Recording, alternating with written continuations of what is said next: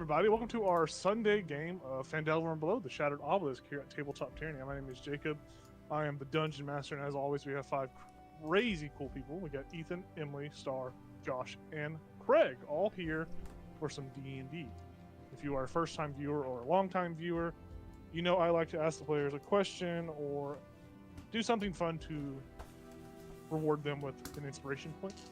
So, today's questions / riddles, which is a group participation, right? No one has to feel pressure to get it wrong. Feel free to discuss. So, this is what is 3/7 chicken, 2/3 cat, and 2/4 goat? What the fuck? Dude. Feel free to talk amongst yourself and work out together. Just notice my gaming chair's falling apart. Is it relevant that they did 2/4 goat and not just a half goat? Tell me. Okay. That's a good question. Maybe they don't like to round down, or what do you call it? Is it round up? Round down? I don't know what that's called. Actually. Just simplifying it? Oh, simplify. Yeah, That's simplify. the word. Yeah. I don't know. Maybe I'm wrong. Look at this fucking nerd. Please don't record me saying anything about math. I need you to pause it because I have no fucking clue. I think it is simplified.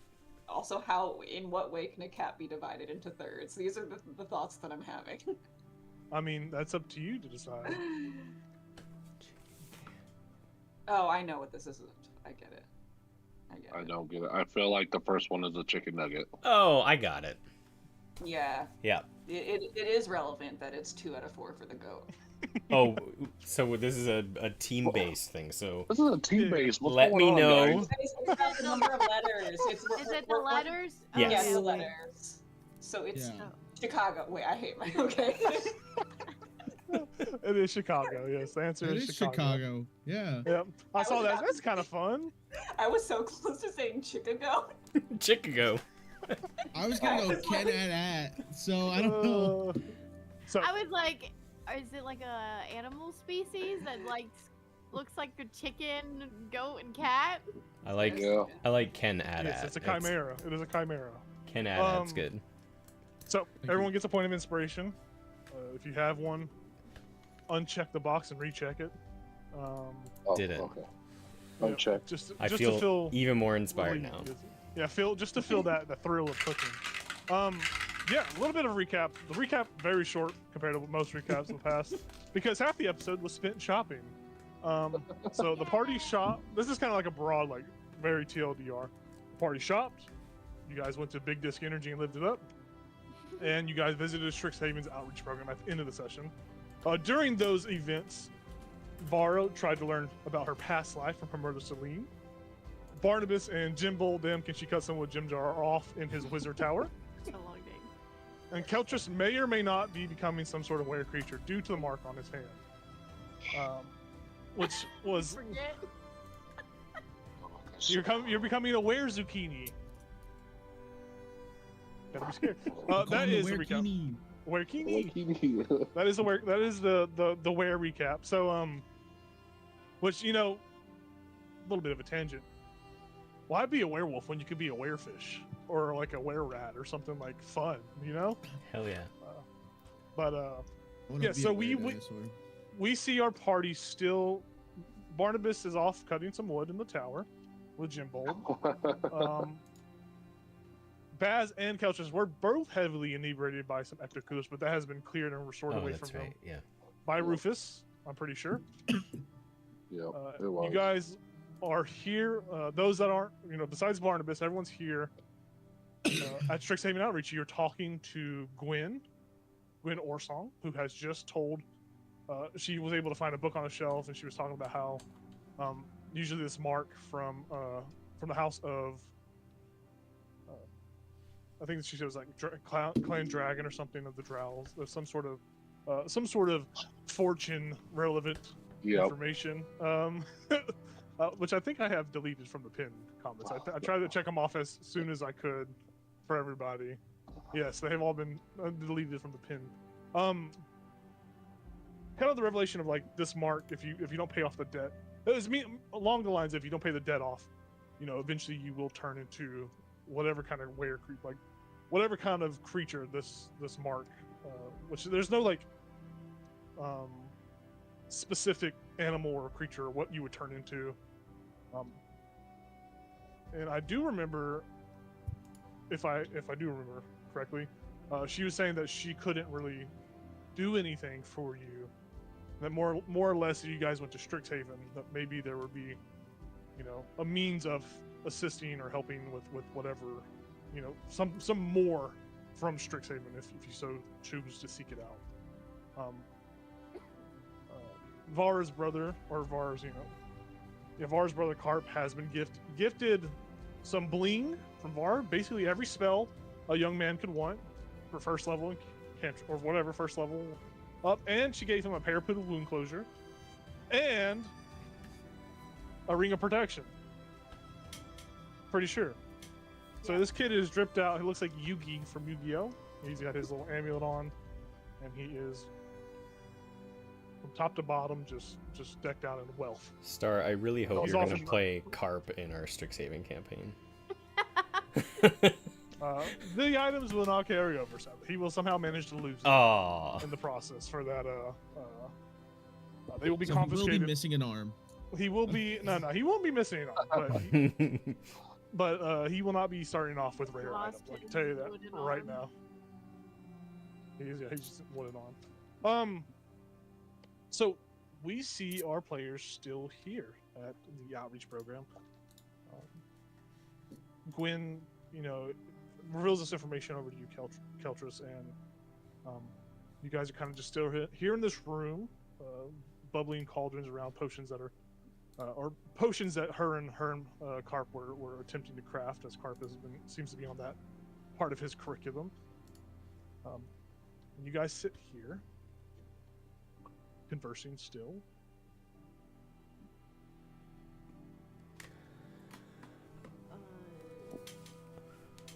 What else? So, Gwen,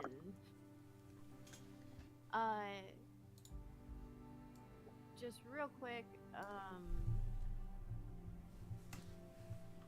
gonna leave some letters with you. Do you mind showing your mom for me? Sure, yeah. Shouldn't be a problem. I can send. Do you want me to wait for her to come get them, or should I send them out to her? Or what's the urgency behind them? Or what's the contents of them, so I can kind of put them in a secure she's- location if they're not. Don't tell her they're from Celine, but like, there's details in there she needs to read in order to understand a bunch of things. So, will you please make sure she reads them? Yeah, I actually was planning on visiting her in about a week or so I could take them, hand deliver them. Okay. I was actually going to send you a word, but you know, with your permission, I was gonna take Carp out too. You know, sometimes I find, especially for young wizards, that getting out of a room can help them learn faster, and you know, teach them about, you know, what's out there in the world. I could show them some herbs and some you know, different kind of flora and fauna to acquire for potions. I mean, it is a relatively safe trip. We usually when we do these outings, we don't go in just pairs. We have other you know, teachers and their students come. It's kind of like a field trip, but a wizard field trip, if you know what I mean. More magical, and there's some even say there is a you know, well, Miss Frizz, she has her magic school bus that we usually take. And, that's pretty fun. We've gone on some crazy adventures. I believe that. I think if Carp wants to go, that's amazing. Yeah. Just keep him safe for me, please. Yeah. I mean, if anything happens, I can always message you. I can send you a message, or Yeah. but nothing's gonna happen. Okay. I think there's 10 of us in total, so 2 teachers, 5 students. Cool. Should be good. Speaking of teachers, I don't know if you'll know. I don't know how long you worked here. Does your mom talk much about her sister at all? Not really. It's not a conversation that we usually. I don't bring it up. We don't. I mean, in the past when I was young, I tried talking to her. She said she had a sister at one point. I tried to talk to her about it, but she always turned into a kind of a sour person to talk to, and we, I kind of just learned not to bring it up. I don't. Is there something that should I know something or? Well, I heard a rumor that maybe a teacher was involved in like the adventure that got her killed. And I didn't know if you heard anything about that. No, it's this. If that, I mean, if rumor holds true, then that's the first time I'm ever. I mean, I'm sure. If you guys, and she kind of looks over to the rest of you guys are choosing to go to a Strixhaven, I'm sure there are, the library. You can look in the library, the biblioplex, or you could maybe talk to probably one of the seniors, probably one of the senior leaders in the council. You might get a couple. If you guys are choosing, like, you don't have to do this today, but if you're going tomorrow, whatever, I can send word ahead so you have some sort of a person to escort you around the campus. Just to, it's kind of a weird to see a bunch of adults show up on a kid's, a young teen campus. That's. If you could send word, that'd be great. We kind of need to go there. Yeah. So just the 4 of you. No, there's 5. Maybe 5. Yeah, I'll go ahead and I'll send word, and I'll also I'll start the preparations to to link some circles, some teleport circles back and forth, so we can get you over there easy, no issue. Cool. What's the besides the mark? Obviously, is there any other kind of information I should give them, just so I know? The escort knows what to expect when you guys are there. I'd want to try to figure out who that teacher was, but. Okay, so potential trip to the biblioplex. And for sensitive information. And I hear there's really nice spell scrolls there that might be. Yes. So yes. Obviously, it is a school of magic. If you want to purchase scrolls or anything like that, especially being outsiders and not actually students because usually the students, they have, most of the stuff are reduced prices, and they're incentivized to learn. Like retired teacher with us. I mean, could be bad, could be good, depends on their perception received at Strixhaven. But most of the times, if you buy any kind of items from Strixhaven, it's usually seen by the headmaster, Mordekainen. He usually likes to oversee this kind of stuff. Okay. Cool. Well, did you guys need anything else? Well, I just wanted to ask, Gwyn, does Cobb have space in his dormitory for this? And I'll gesture towards the owlbear that I'm carrying. I love it, but I don't exactly want to, bring it everywhere with me. So, she said, I was gonna bring that up. I saw you carrying it, but I didn't know if that's like some sort of emotional support animal or. I mean, kind of, but I think I'm good now. Yeah, I think he has some extra. I mean, I can always cast reduce on it to make it a little bit more manageable. That's true. Or but there should be plenty of room. I mean, you probably should go ask him. Or if you need me to hold on to it, I can hold on to it somewhere. No, I was planning on asking him. I just wanted to make sure with you that there was even enough space before I got him excited. So. Yeah. No, I mean, there's magical storage here, so most of the time you should be able to fit any kind of extra. Use the owlbear as a bed. Yeah. Yeah, I mean, it's Kind of like a squishmallow. It's pretty comfy. I slept on it a couple times. Cop. He's over there looking at all the scrolls, like scratching his head, trying to figure out. He's like, okay. He's just over there in his head, and he sees you call him, and he looks up, and he says, "Yeah, what's up?" Do you want to hold on to my owl bear plush while we're adventuring? Yeah, that thing's cool. It is pretty cool. This is Ollie, by the way. Ollie. Yeah. Well, very nice. I will. He like stands up straight and puffs his chest. I will protect Ollie. I will make sure my spells do not harm him in any way, shape, or form, unless he needs to be saved. Yeah, try not to singe the. It'll burn pretty quick. So. Hey, if I do, I can always mend it. You know. That's true. That is very true. Well, yes, take good care of Ollie for me, please. He'll come up there and grab it from you. He's like, walking with it. I love it. Back to his corner.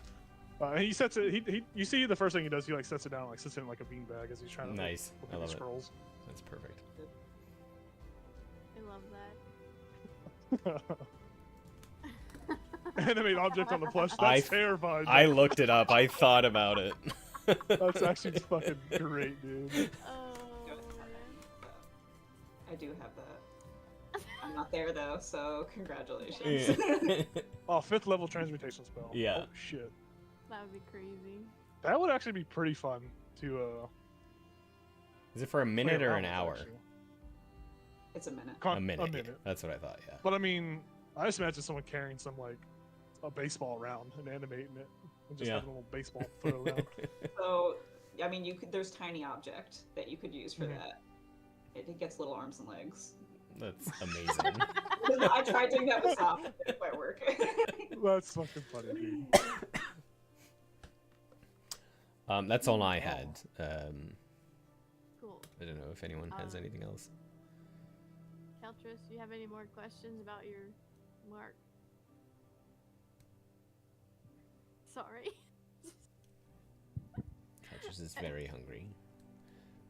Looks like he's coughing up a hairball. I haven't ate today. I'm talking to them.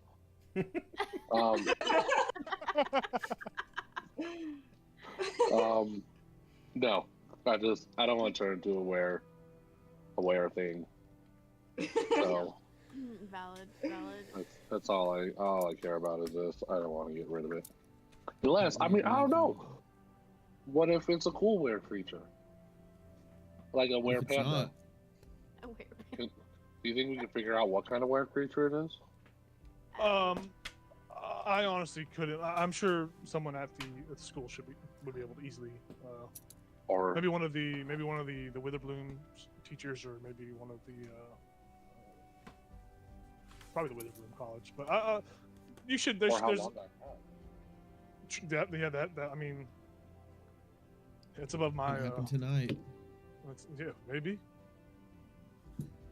Just kidding. It probably won't happen. It looks like you have some of it paid off already. I can was see. turning into a werewolf once.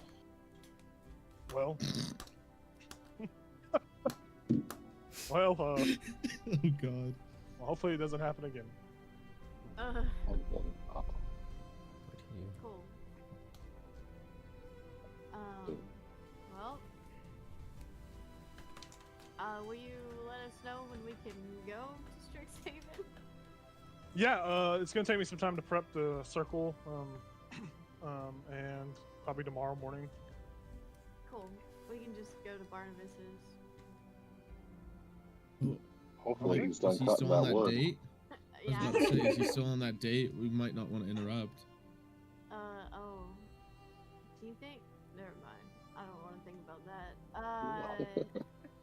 We can stay here, can't we? Haven't we been invited to stay here before? You can stay here if you need to. Oh, cool. Give Barnabas the night. Do you have beds for 10-foot tall individuals Yeah, we got some in the big bed section back there. in the basement in the dungeon? Yeah, in the dungeon.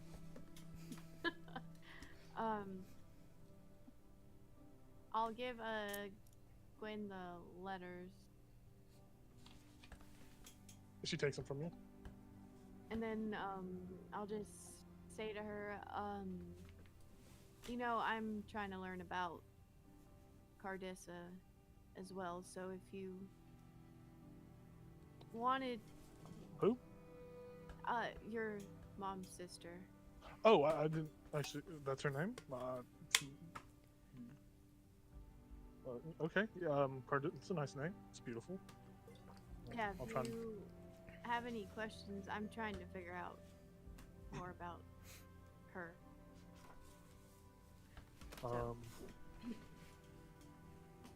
I mean, I could try to see if my mom will open up about anything, or. I mean, it's really not a fight I want to pick, but. Yeah, you don't have to, but, and if she gets mad about the letters, just say it was me. So, Okay. Will do. cool. I'll give her a little pat on the arm, like, cool. Well, Yeah, I will go do this. You guys feel free to make yourself at home. If you leave this room and take a right and go down about a couple of doorways, there's kind of like a common sleeping area for visitors and whatnot. So you should find all the amenities you need. If you ever need me, just come find me. My office is usually here, obviously. But my bedroom is across the hall. And you look through the door, there's a doorway on the other side of it with her nameplate on it. I'm gonna go get this stuff settled and start making the arrangements. Don't do anything stupid. All right. no promises. She looks at you and she says, you can pay attention, like just keep an eye on Carp, don't let him mix anything crazy. You guys don't mix anything crazy either. I mean, you don't want to be kicked out of an outreach program. That's a bad look for anyone. Just saying. Wizards always remember, most of the times. So. I don't know, our wizard forgets a lot of stuff. Well, no comment. And she leaves you guys be in this room. You see Carp still over there, going through his looking through these spell scrolls. He hasn't actually committed to do anything. He's just been over there, kind of looking through them, and it's like he is trying to pick which one he wants to try to learn first. And he's like, He gets 2 chances. yeah, he's looked like he's like not rushing into it. Like he's actually taking his time to, which is kind of different from what you remember. Carp used to be kind of just an eager boy that would just run head first into anything. But that was back when he was 7 going on 8. He's like 12 going on 13 now. You guys thought I'd let it die out. It never dies out. It always comes back. You see that he is taking his time. It seems that Gwen's oversight has helped him start thinking, weighing options and not just being impulsive about stuff. That's good. While you guys are here talking and hanging out, we cut over to Barnabas. Barnabas, you and Jimbold have made it back to the tower, and Derek and Daruk are so excited to see their Master, you're back! Hello! And you see Jimbold is instantly just appalled at the sight of these fucking creatures. And she's looking at them like, what the fuck is wrong with these things? Mhm. They are just smiling, happy, and they're as happy as could be as they look at you. We do not have to RP this unless you want to. I have No, I just have an idea of like what would happen. No. This is all we're going. And then I was gonna say, how long do you stay here before you eventually go back and rejoin your party? We just have like a normal date, like Yeah. a couple hours, and then I Very take nice. it back home on my disc. Yeah. She Very teaches- nice. I imagine she teaches Barney how to cut wood, and it's like the scene from Ghost where he's like really bad at it, and she like wraps around and is like this, and like Yeah. there's like the beard anyway, and then he'll teach her. Some how to do meatloaf rounds. comes on. I will Yeah. do anything. Yeah, it's happening that whole day. It goes off without a hitch. It's seems like especially with your bark skin complexion gifted to you by your allies, this date goes well, and you send Derek and Daruk off to go do whatever they do, organizing books and stuff. And you eventually take her back to her.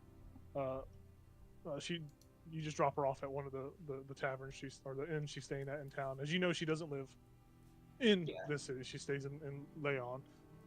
And then you gotta say your goodbyes, and you make your way back over to the outreach program where you find your allies. It was about, we'll say 2 to 4 hours since Barney's departure from you. You guys have talked, and you guys have been short resting and just talking over things, but Barnabas has joined you all as you're here. I assume we explain everything to Barnabas. Yeah. Mm-hmm. Yeah, all sounds good to me. You're cool with going to... Oh yeah. I mean, I might wear a disguise or something, but it'll be fine. I really don't want them to make me teach potions, man. I just don't want to teach potions. Cool. Oh, and I would have mentioned the whole teacher thing and see if Barnabas knows anything about that. Barnabas, as far as any kind of recollection or any kind of thought about it, Strixhaven is a school for children's teenagers that learn from fellow wizard adults, and there's so many potential candidates that could be. Like there's such a plethora of teachers and professors that give out quests and do stuff like that's part of the curriculum. It could be a number of any. There's nothing that really kind of strikes out true from memory. There's just too many to like actually remember. Too many, like where people die. No, like just like. Oh. Well, I would have mentioned. As far as dying, most of that stuff would be kept within the top brass, within like the Arcane Council, like the top 13. And if any, Barnabas, if any kind of information like that spread, Strixhaven has a quick way to kind of rewrite slight memory adjustments to make sure the students don't get traumatized by any kind of wrongdoings or foul, gone adventures. They try to keep up the prestige and illusion of nothing bad ever happens at Strixhaven. Is that which as a wizard, the school's image is everything for, they want people to come and learn. If they have a bad rep, no one comes. There's a whole other side of that you kind of didn't really go too deep in, just because it's a can of worms, so to speak. Yeah. But they don't do it out of they do it for good. They don't try to do it for any kind of nefarious purposes. Or if it's something nefarious does happen, there are procedures and processes that they go through to fix them. Yeah. Okay. Barney will not tell you that part, but he'll be like, yeah, that could be anybody. I have no idea. Well, shit. I was hoping that teacher would know more about her, me, whatever that whole thing. Maybe find out who else was in the crew and if they knew anything about. Anyways, I just thought I'd ask. Thanks.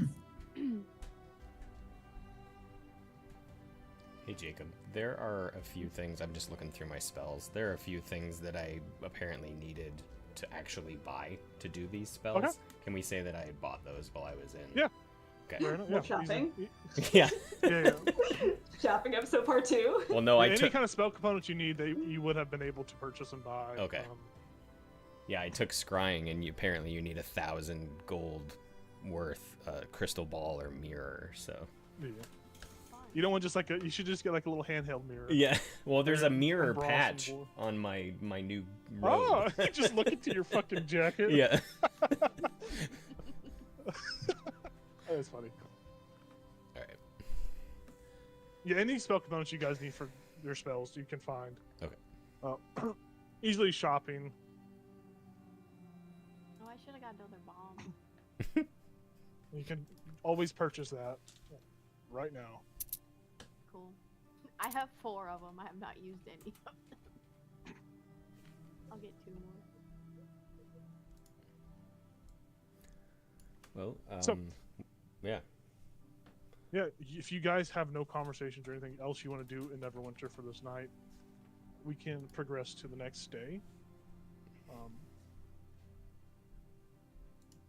Sound good? Yeah. Perfect. Yeah, you guys find sleep easily enough. No. Unlike the last time you stayed in Neverwinter, where you were plagued with terrifying dreams of just absolutely horrible motel, Super 8 motel experience.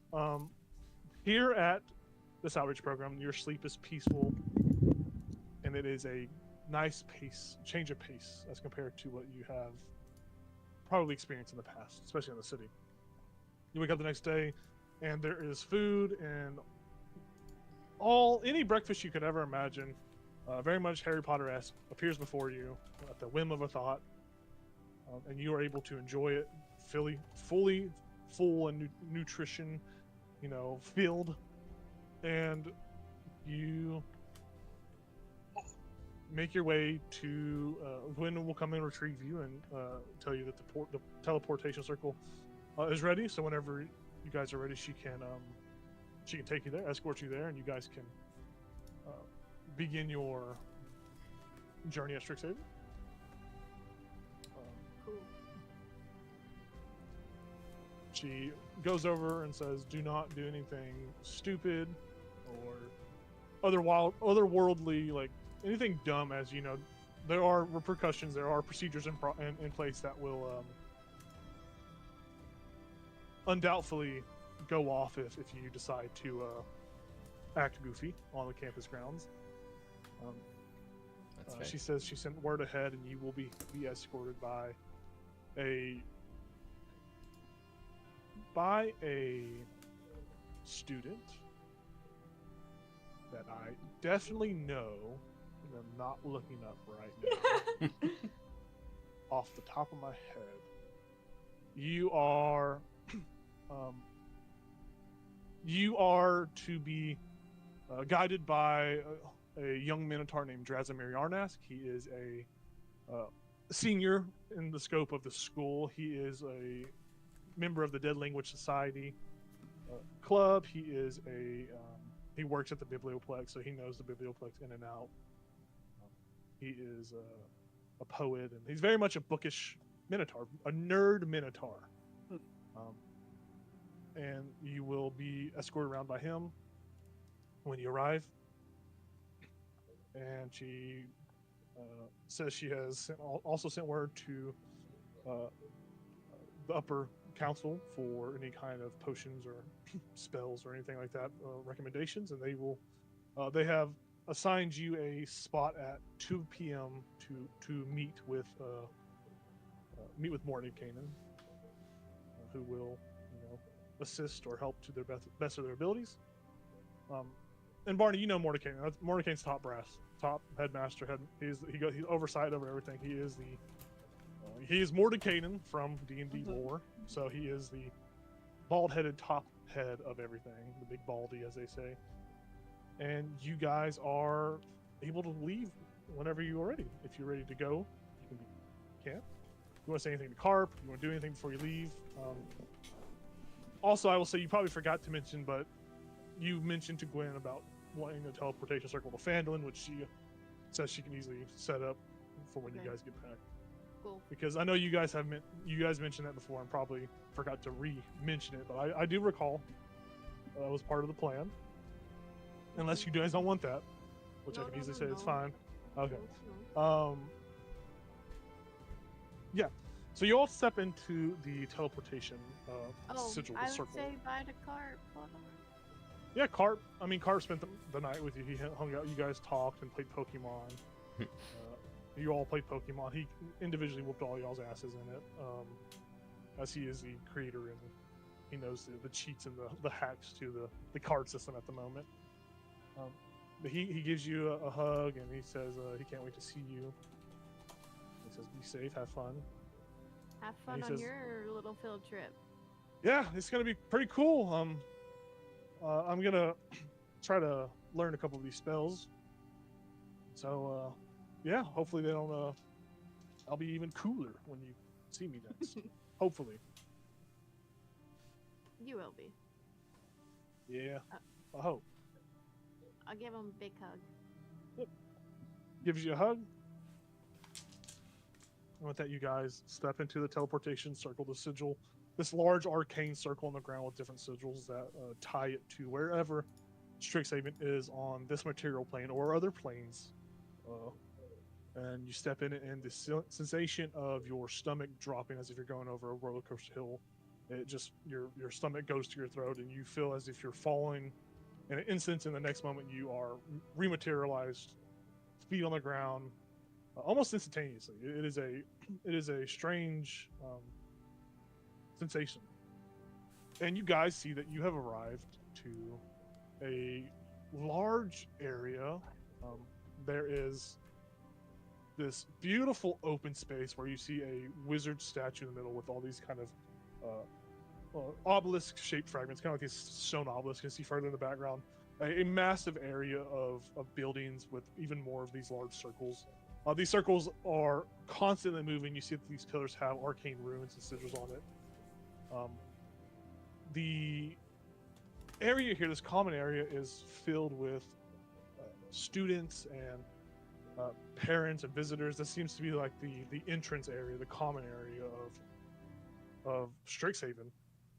As you kind of look around, lost, and eventually, as you're standing here, quickly rushing over to you is a very large minotaur with he is red furred. He's got a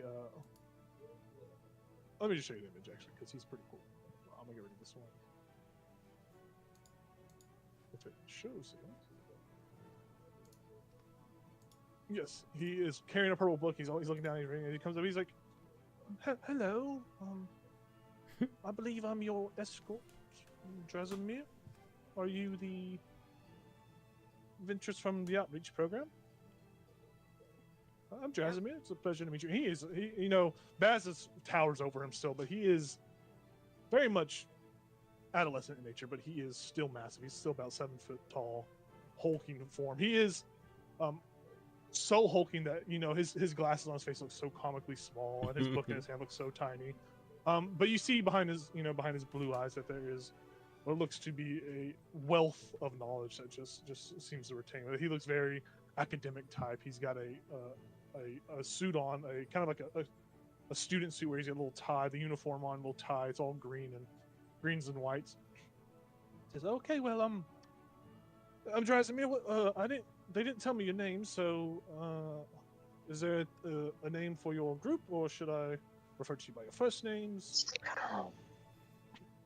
But Baz is just like, "Is there a name for our group? Do we have a group name? I don't remember." They call us. I mean, they were calling us Phandelver's protectors.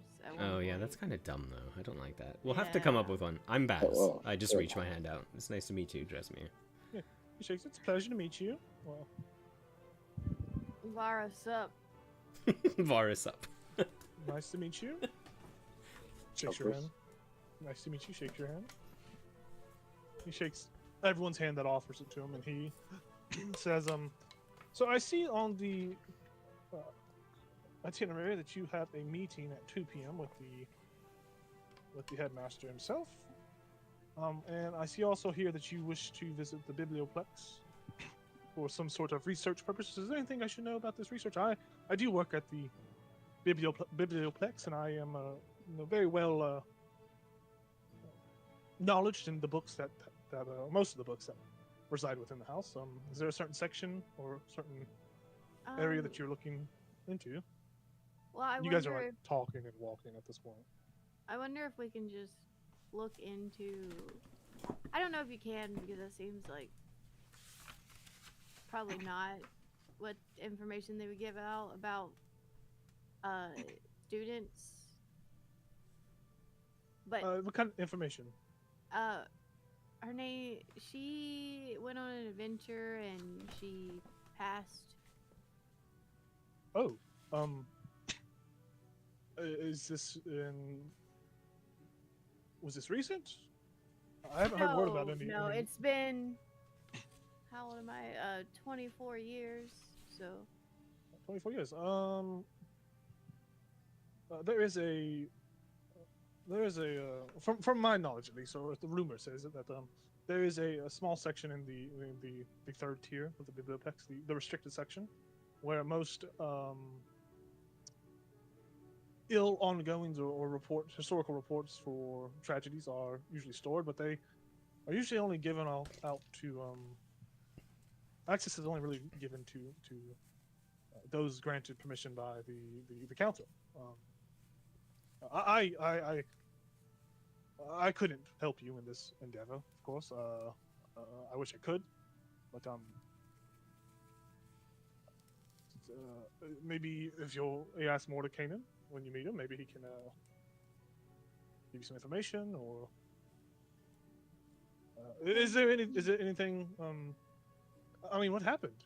I would love to know. I mean, he like kind of looks around nervously. I mean, it's not really my place to know, but I like to know. I'm not sure. That's why I'm trying to find out. I just know we're really close, or we're related. So I want to learn about her. Well, I'm sorry for your loss.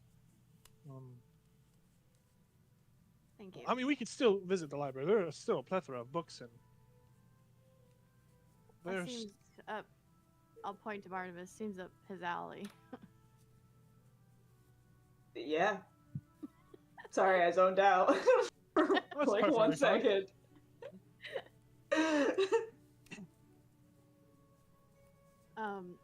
Yeah. Well, do they? I doubt they give out knowledge about students. No, not easier to obtain if they're dead. So. Well, it depends on the nature of what happened. Obviously, if you are related, families do have access to historical documentation around the loss of their loved ones. That's entitled. They're entitled to that as it is pertinent. Usually, when a case of student wrongdoing or death happens, it is usually word is sent instantaneously and immediately to those that to the immediate family. They're usually brought here through magical means to pay their respects, and most of the time, which it's up to the family if they want to take the student with them back home to their own kind of burial grounds, or if they wish to be stored here within Strixhaven's.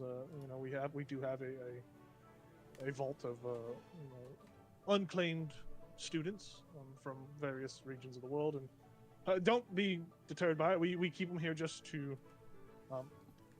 Most of the times they fall ill to curses that shouldn't be, curses or sicknesses that could spread and harm the material plane. And we keep them here as a safe kind of storage, just to protect the material plane and all the other planes that the students come from.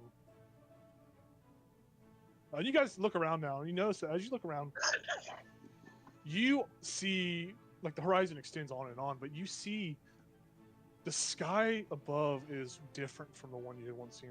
The material plane, there's the normal clouds and sky. You look around and you just see. It's as if you're looking out at a globe, like you are looking out past glass, and you see that there is just dust and other these very same stone kind of pillars that have the arcane runes are floating around the outside of, or what you deem the outside of this area. This and Barnabas, you remember, you probably would have told him too, that this Strixhaven is on its own dimension. Like it's its own dimension. It's a melting pot of students from all other planes. And it is heavily protected. Like this is probably the safest place for any sort of magical learning or any kind of knowledge learning to be had. And you see that, as Barnabas would have told you, as you look out, you realize, as Drazimir's explaining it to you, that you are on a different plane.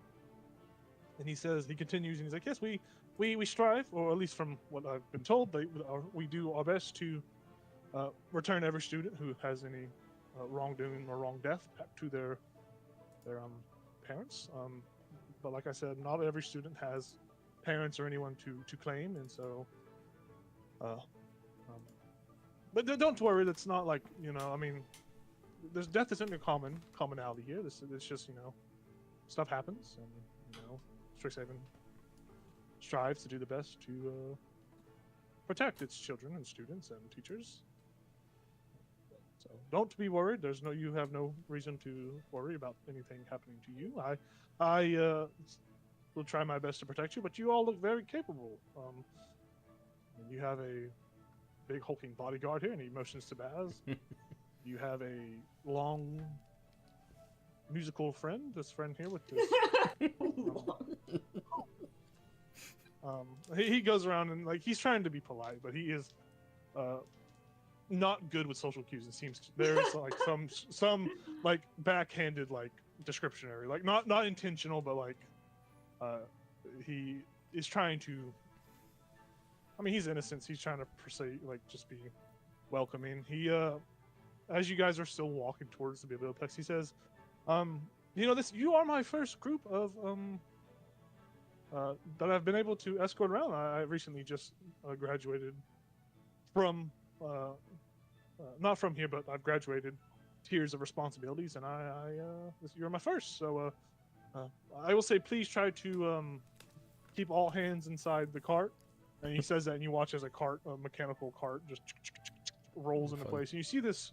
It is a horse-drawn carriage, but the carriage itself is not pulled by horses. You see no horses at all, and you just see you feel the hum and hear the hum of energy, magical energy that just pours out of this carriage. And he opens the door for it, and you see a little step down ladder comes down, and he motions. He says, "Yes, we will take this carriage for an hour's ride, and we will find ourselves at the biblioplex. We have to go to the heart of the common, to this common area, but feel free to come in. And don't worry, this magically expands for those that wish to come inside that are larger." And you watch as he easily climbs in, and he climbs in, his form slowly shrinks down as he gets into the carriage to fit inside the carriage. Oh, wow. Yeah, Baz will follow. Yeah, and Baz climbs up, and you watch as Baz shrinks. It fits in normally. Wow. That's cool. Will this make Kelchers grow? Come on, I get in. I jump in. Yeah, Kelchers climbs up, and you see he starts to grow a little bit taller as he climbs. I love it. Now, long neck. Will his neck shrink? Yeah, does my neck shrink? That's a great question. I'm gonna. Yeah, you begin to climb in, and you see your neck shrinks about an inch or two back to normal height. Yes! You're Actually, just so I'm never rude. leaving the cart. All right. Yep, I'll get into. You guys all climb into this carriage, and you see Drazimir says, looks to be typing in, and pulls out a little iPad, types in the biblioplex address, and you see Google Maps pops up as you guys begin to take this AI driven. No, you take this mechanical carriage, begins to make its way to the biblioplex, and you guys ride. And as you're riding, you're passing just various students. There are a myriad of races here and there, but they are all studying or going about their business. There are other carriages. This place is well populated with people. And your ride just continues for an hour. I'll actually ask him a question. I'll say to him, so I've heard tell of, demons or devils where, you can't exactly say their names or, bad things happen. Is that something that, if one of their names were to be spoken on a different plane, is that still in effect? Have you heard of that before? Personally, not for my own instances, but usually there are many arcane wards in place in Measuring Case, so that's kind of situation. At least from my knowledge, I haven't ever... I have no real first-hand knowledge on that. I do know that most of the time, if any kind of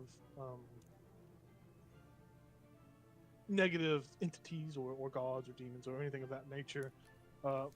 It is kind of a commonality not to just, names have power, from what I hear, and most of the times you will find it might be hard to utter the name of creatures. There is magic in place that does to prevent students from messing up. Right. But feel free to try and say it, and we can see what happens. Well, I don't know that I'm that of comfortable interest. doing that, but is there, where we're going, is there a section where I could research, demons and devils and Yes, there is quite an extensive religious section in the common floor, the library. If there's I'm going to be level with you. Most of you can find a plethora of general knowledge on the common floor. Second floor is mostly tethered to core study knowledge, core study books, which is still a vast resource. And the third floor, usually the restrictor section, has a myriad of bad and good knowledge that children shouldn't or students shouldn't have access to. Sure. But something that seems like something that should easily be able to find on the common floor. Okay. Yeah. When we get there, I'll do my best to research Arcadius. Yeah. And he says, and I'm sure some of the I'm sure you could find some of the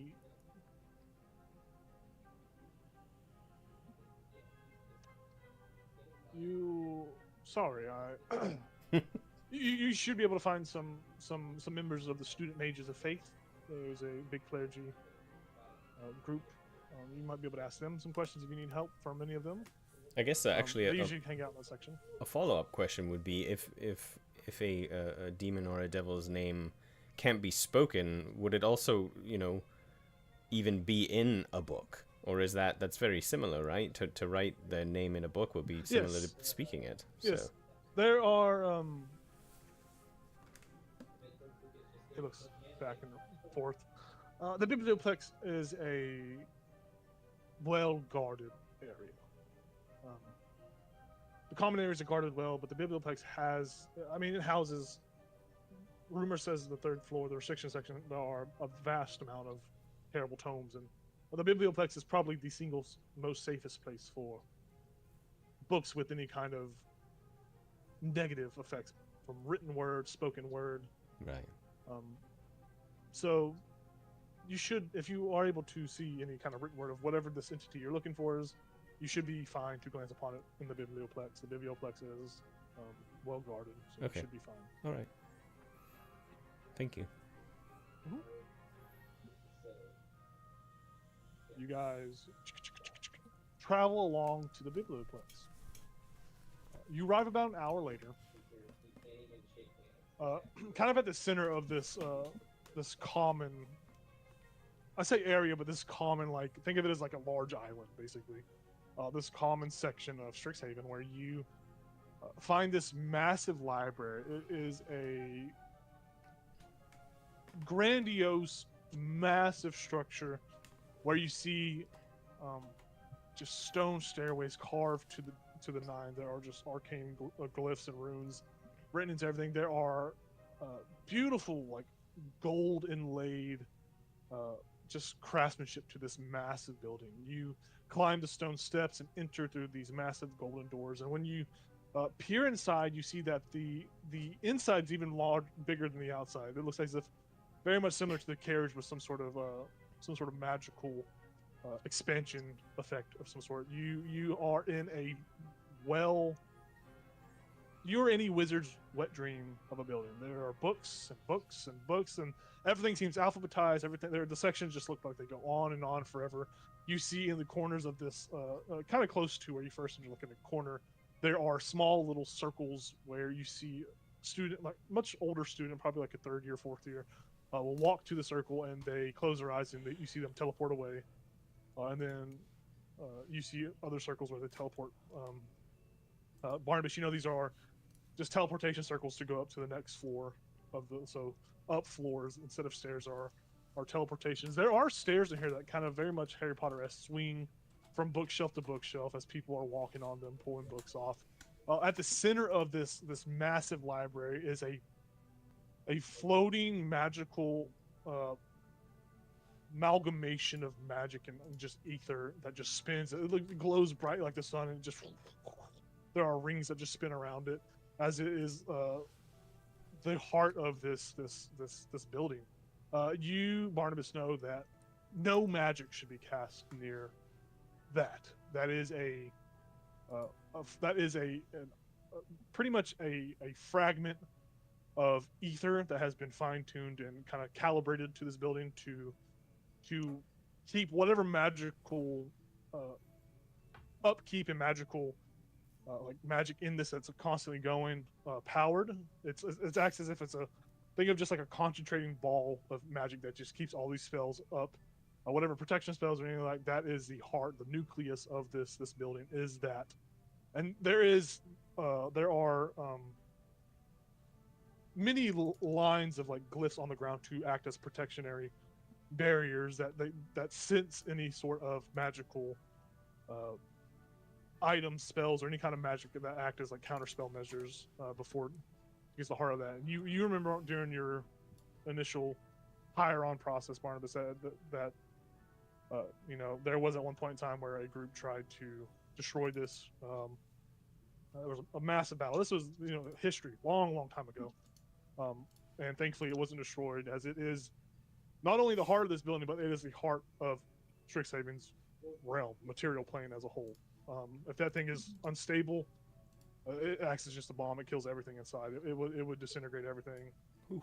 So it is a a amazing thing, but also a terrifying thing to just be around students. I mean, there are many protections in place, but you guys walk in, and Drasimir walks you over to a small little cafe in there that's serving coffee and stuff. And he says, can I get any of you anything? I usually do about half and half on my coffee. I find a nice cup of Joe helps the words stay on the paper in my head. Anyone need to pick me up or? I'll have a coffee, absolutely. But big one, too. big one though. Yes. Like Yes. Yeah. I'll make sure you get the big one. Yeah. All right. He walks over, grabs a coffee. He kind of leaves you alone. He walks over and grabs the coffees. And you guys are kind of just left here while he's getting his order for all of you. And there are students walking about. You see there is a kind of reception desk area where there is an owlin, this old and massive, beautiful owl, who appears to be helping students. She looks like a librarian. Got little, round-brimmed spectacles on, and she's just helping students. There is just everything is happening around you. There are people moving, things are happening, books are flying off shelves into people's hands. It is a magical, chaotic place. Drasimir returns the coffees, and he says, "Okay, so if you're looking for any books down here, there are." He points to little, kind of like stones that are blue stones that are set into the wall. Which you've seen students go up to them and interact with them, and then go off on their way. He says, if you walk up to those stones and touch them and request what you think, or request whatever means of communication to the stone of something you're looking for, either broad or specific, you will see there will be a mote of light that will guide you to a book if it's housed within these walls. If you want a book magically retrieved from you by Shavandri, in which he motions to Alan, feel free to talk to her and she will be able to procure a book for you, so you don't have to go searching. Yeah, where should we start?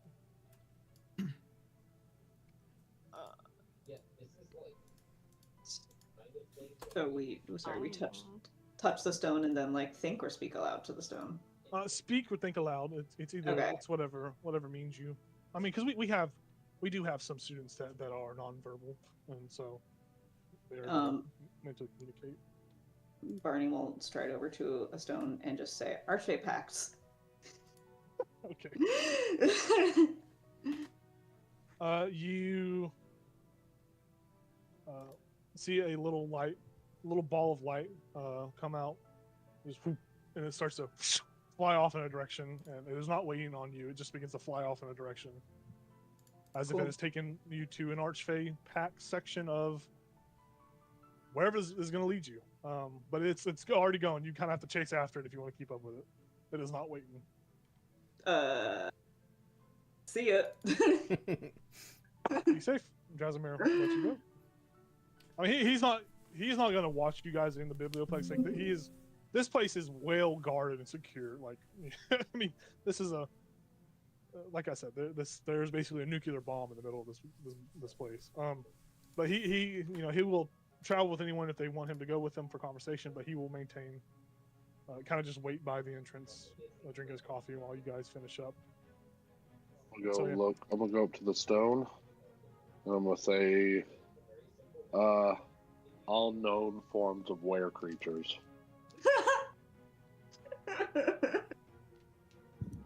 Okay. A light pops up and it flies off as you begin to chase it. Make my boots and fly with it. Yeah.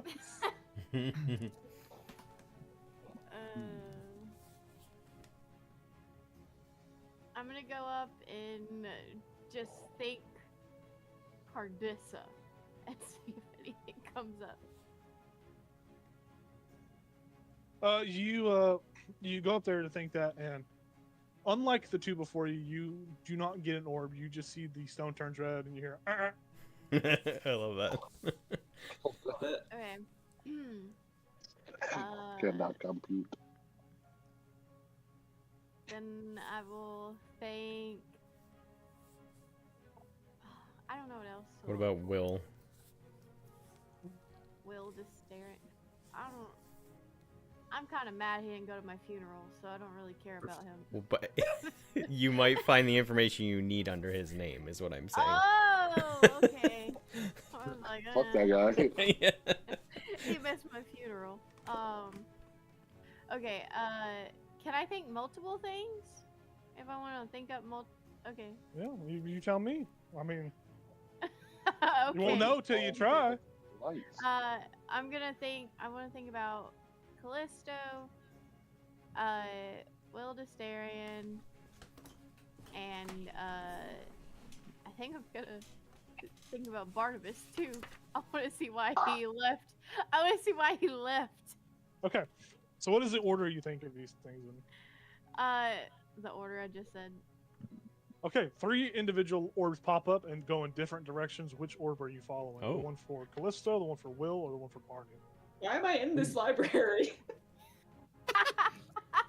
I'm gonna say Rivian, follow that one, and I'm gonna point to Which one is he Barnabas. following? The one for Barnabas? Okay. Nice.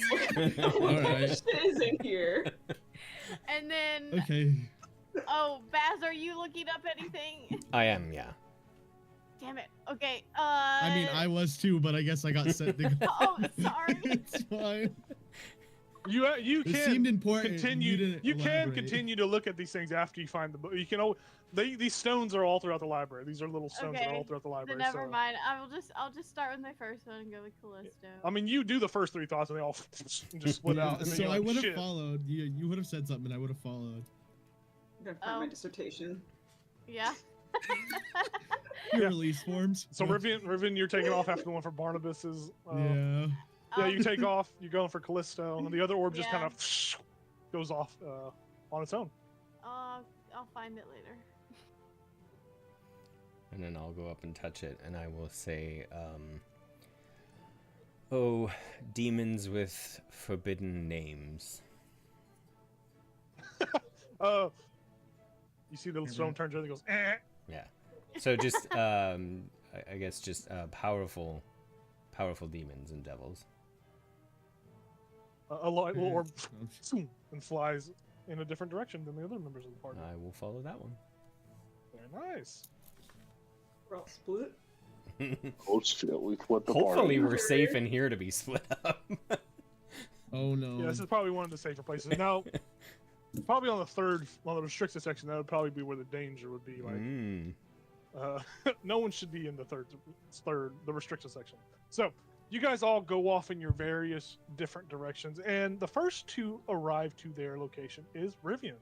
Rivian, you find yourself following this little orb. You don't know what it entails or what it does, but you watch as it floats, zigzags through through under students' legs between bookshelves, and you're keeping up with it. And you see the light disappears into the bookcase, and you see a book on the bookcase glow with the same aura as that light. And you walk up to the bookcase, and you pull out this book, and it says Strixhaven teachers from whatever year Barney was in. And it's like a high school. It's like a little book. It's the yearbook. The yearbook. The yearbook. And you see the book. You just pull it out, and it says Strixhaven yearbook, circa 24 years ago. Whatever the year is, 24 years ago, or however long ago. Hard to think of. I'm gonna open it and start going through the pages. Yeah, you're going through the pages, flipping through, and eventually you come across a familiar face. You see a much younger Barnabas, picture of him when he seemed to be at the start of his career here. He probably not, as tired as a teacher would be here. Like, you see the youthfulness in his eyes, and you see it just says Barnabas's name, Barnabas Guy. Yeah, it says Barnabas Guy. You just see his picture among a myriad of other teachers' pictures and names on there.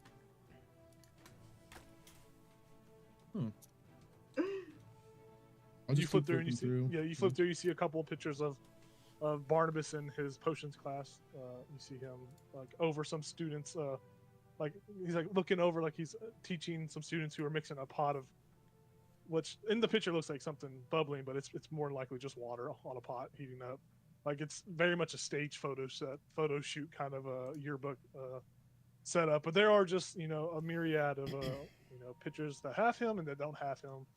You see a whole handful of different teachers and kids and whatnot. It's very much a yearbook. All right, well, I guess I'm gonna grab the book and go my merry way. Yeah. Do you search for any other book that you want? There's a stone relatively close to this bookshelf that you can seek out another book. I'm gonna go to the stone and search for the late great Mikael Jackson, the book I have the ABC 1, 2, 3 on. Yeah. Very nice. You set off to find a book about Michael Jackson. The Michael Jackson section here at Strixhaven. And you head off in that direction. We cut over to see Keltris arrive at his section. You are in very much a section of creatures and curios as the little light pops up and hits a furry bound book with teeth and a set of spider eyes on it. Grab it. I grab it. It starts to shake as you grab it, and you feel it's starting to it's opening, closing as if it's got a set of teeth on it. Now, does Keltris know I got to caress the spine of the book? Yes, yes. Okay. You caress it, I it do calms that. down. I do it. And the book goes lax as you have a book about the many various were creatures. And what do you do with this book?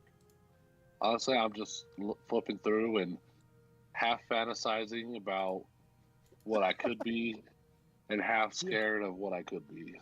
Yeah, there are... And what I absolutely don't want to be, like a were-goldfish. There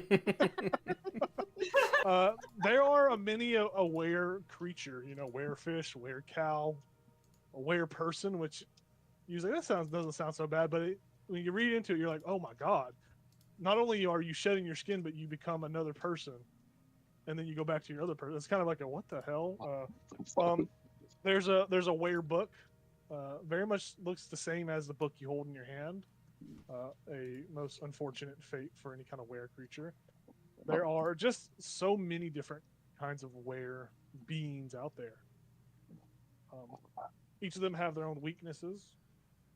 Each of them, has their own boons and banes of the curse, as these are all curses.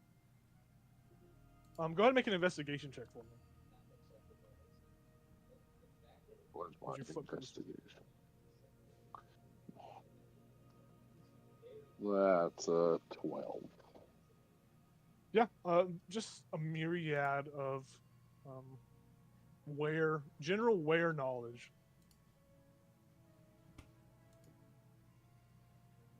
I'm just gonna spend my time. How much time do we have? Do we know? Until 2 p.m. rolls around, so it's probably about three hours or so. Oh, okay. I'll spend a good portion of this just reading up on the rare creatures I personally like. Yeah, there's like little illustrations in there. You look for the cool pictures. Yeah, yeah.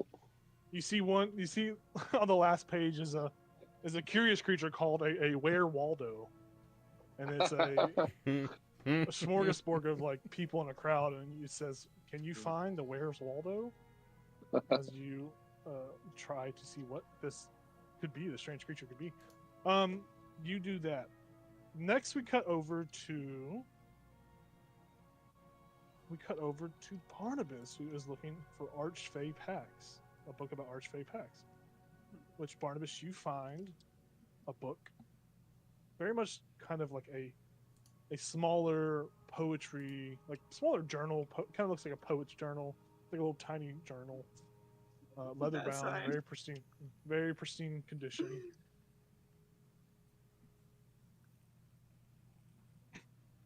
I open it. You open it and see that there is a general knowledge on Archfey Pax. It doesn't go into specificities about them, but it talks about general Archfey always look for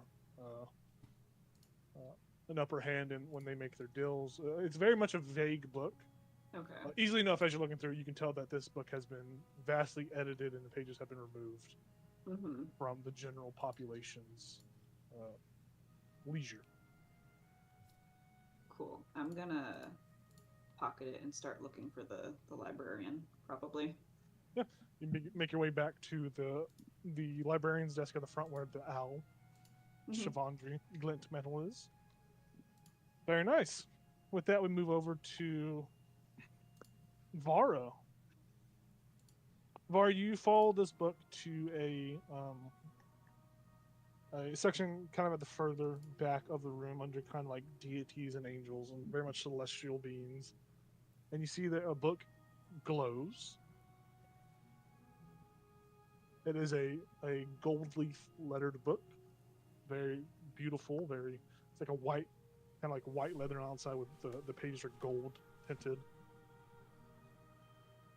Cool. I will open it and see if I can read it. What language did you speak? I speak Goblin It's definitely not that. and I can sign. Okay. The scripture written in this book seems to be of an unknown language that you do not know, so you are unable to read anything in this book. Damn. Well, Um, that sucks. Hmm? Where's the whatchamacallit dude?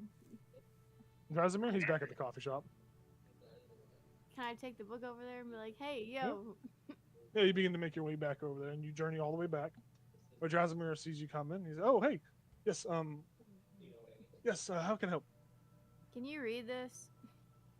Yes, I can read almost every language that's known. Cool. You wanna read so- this to me?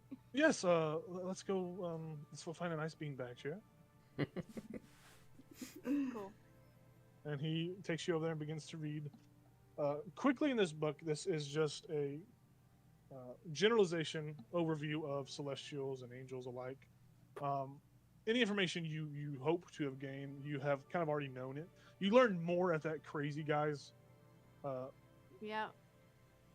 like his little tower. I remember. forget what it's called. You learn more from him than you do from this book. This book is very much a general knowledge rundown Okay. on celestials and angels and gods and whatnot. Okay. Well, I'll just say, well, thank you. Yes, anytime.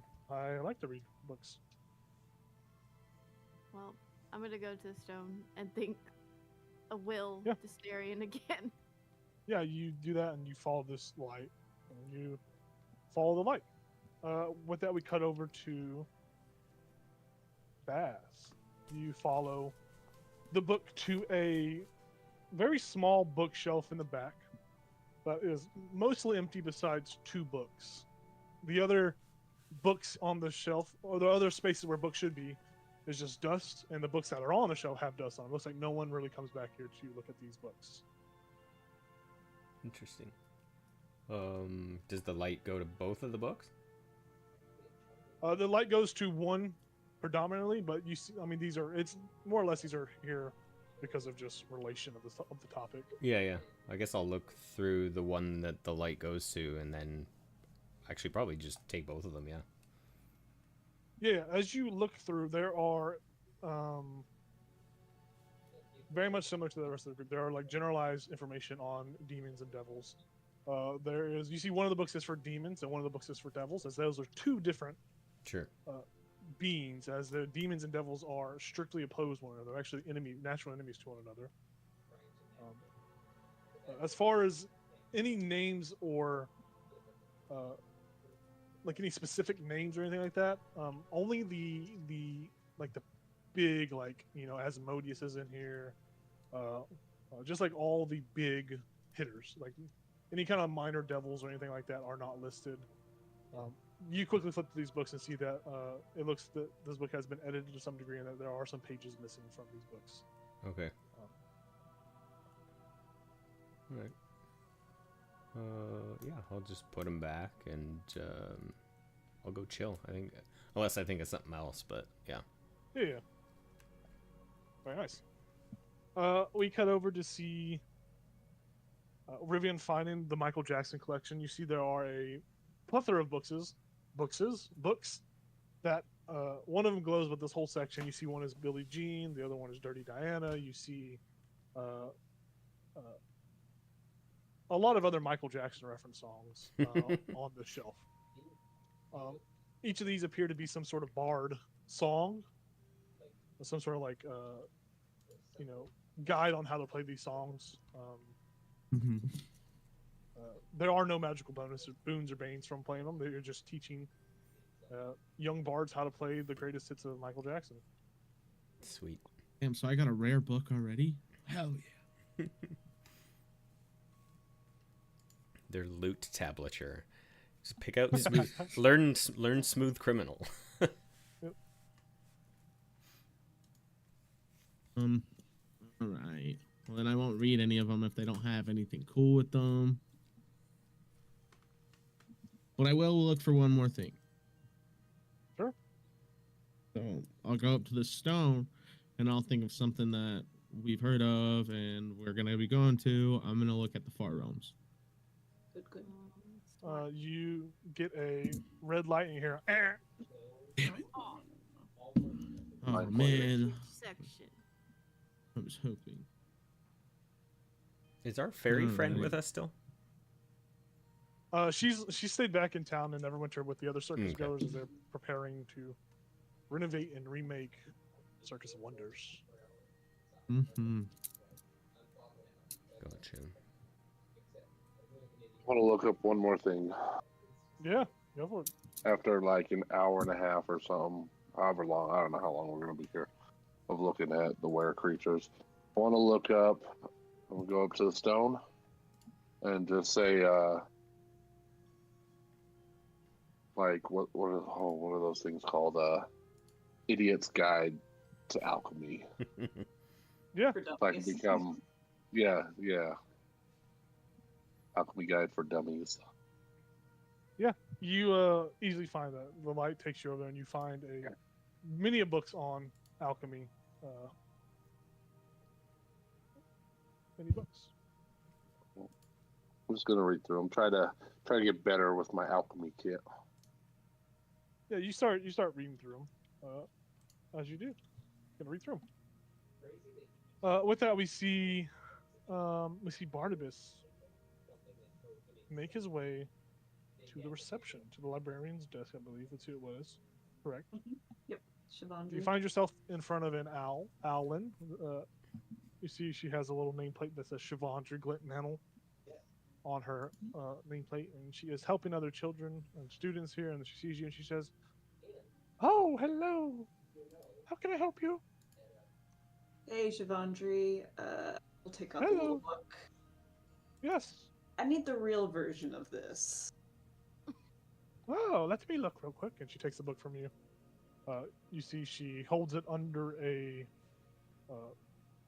piece of polished and refined, kind of like a telescopic lens, and she holds it underneath the book.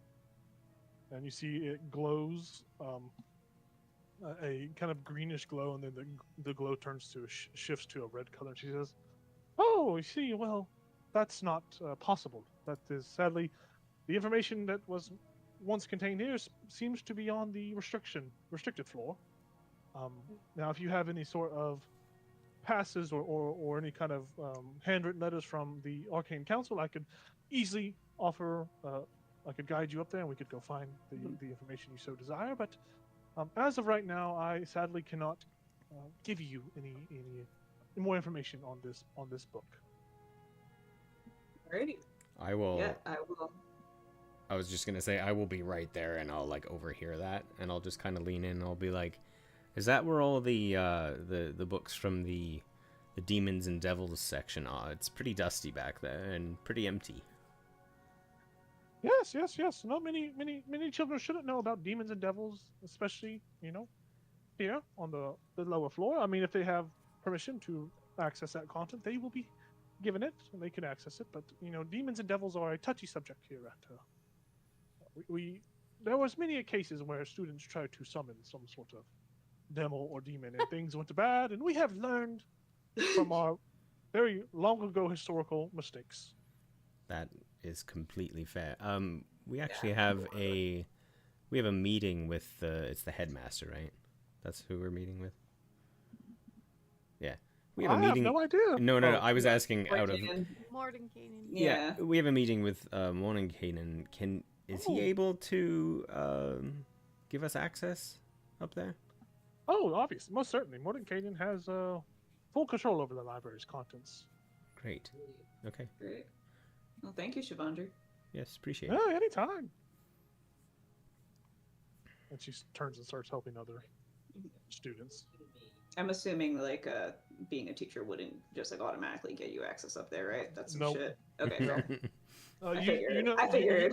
Yeah, you remember the prestigious Arcane Council, like the top Arcane Council, the 13 wizards that make up the Arcane Council. They have restricted access. Got it. Most of the times, they are the ones that can only give permissions or give like permission to those floors. There have been some teachers that have gained access, but they were under the tutelage of those 13 wizards and wizards and sorceresses, and usually only with their kind of like approval or companionship up there, people are allowed. All right. Guess we're just gonna have to make our case to Mordenkainen. You guys spend the time necessary for what you set out to do in here. Jasimir goes around and rounds all of you up. He goes and finds Keltris, who's over there looking at his books on alchemy. He gets Keltris. Gets the rest of you all gathered up. He says, "Oh, it's almost time. 2 p.m. is about to be here. It's almost time. We should get set out to go meet Mordenkainen. He is pretty close to the biblioplex, so we don't have to go too far. But are you guys? Do you need another cup of coffee? Any kind of donuts or any kind of snacks before we head out? We have a good selection of fruit snacks. Got some Nutri-Grain bars. Love Yeah, Nutrigrain bar. snacks. Some sugar-free gummy bears, but don't eat too many. Don't eat too many. You might shit yourself. I'm good, thank you. Yeah, same. I'm getting snacks. Snacks, yeah. Fuck that. I take a chocolate donut.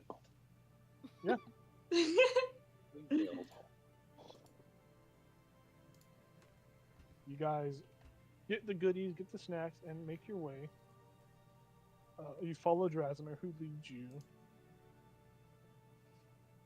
away from the Biblioplex. You leave, and you begin to walk the campus. You move through the campus with rather ease, going here and there, and you walk over to a very modest, more or less like dormitory / house. Very much a kind of more sort of dormitory looking kind of building. And you make your way inside where once you enter the building, you see that as you enter there are no doors on the inside. It is you step into this area. As you all step in, the door behind you kind of disappears, and you are all in this windowless, doorless room. Where Drasimir looks at you and she says, "It's fine. This is perfectly normal. We are being evaluated before we are allowed to see Warden Kane. So just if you feel any kind of fuzzy feelings or anything like that, it's nothing but just magical probing, knowledge probing, and just make sure you don't have any cursed or negative items on you, anything of that nature. Which we should be fine. We should be, unless the room turns red." And when he says that, the room turns red, and he says, "Oh, well." Drasimir looks around. He says, "Well, that's not good, but it's okay. We're fine. It just detects if there's any kind of cursed items, marks, or anything like that on one's person. So it's nothing to be worried about. Who's got the curse? Usually, he says, usually you'll know it starts to. They usually start to glow a little bit. When he says that, you see Kelcher starts to radiate light."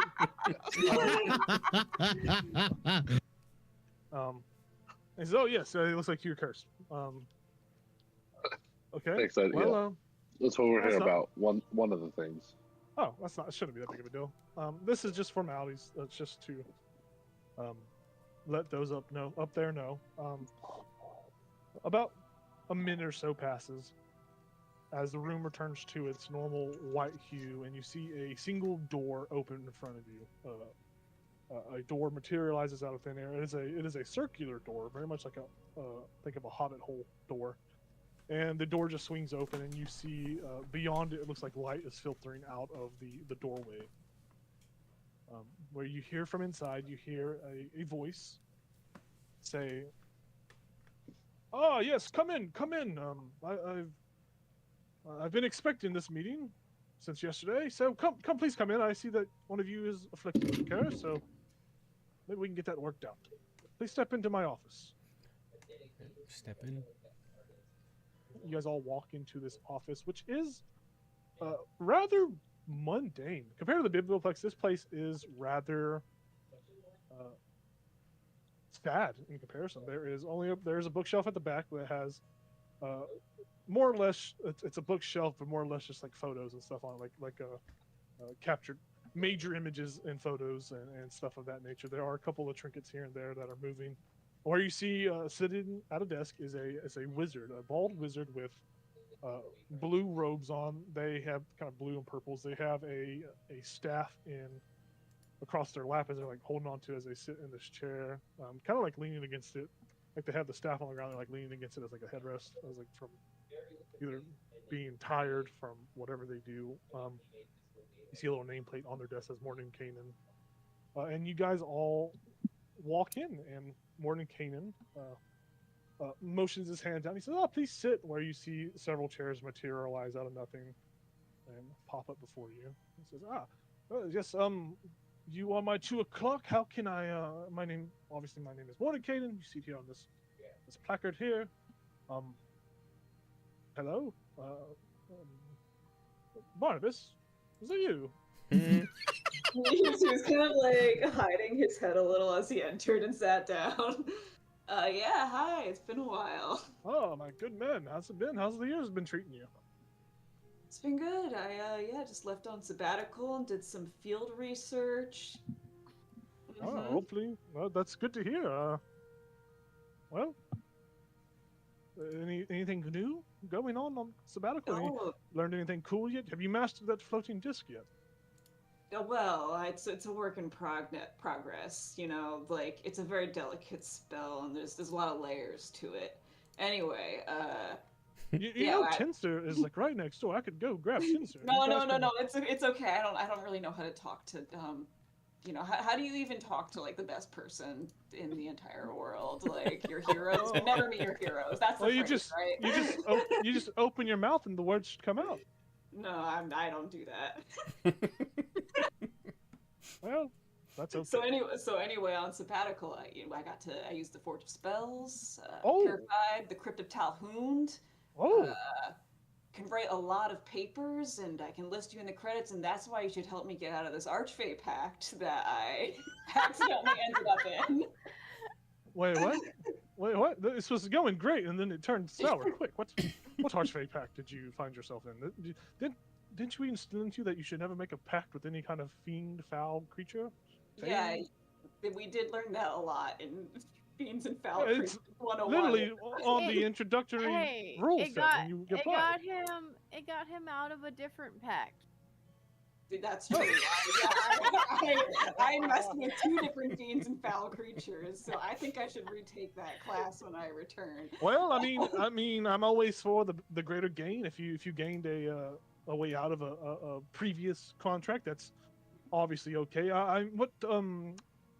What did you agree to? What was this deal that you made? What did you, besides obviously breaking the pact you found yourself in previously? What was the upside or the downside of it?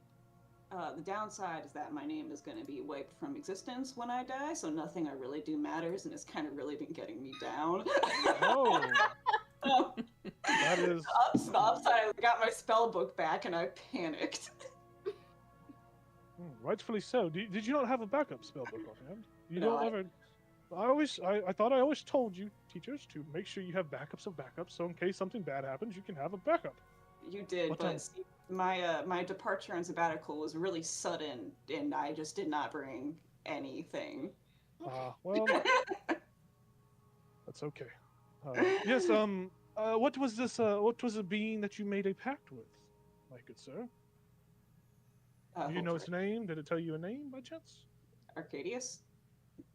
Can you say that? Okay. Yes. Varus starts looking around. Where's those fucking jesters? I look around too.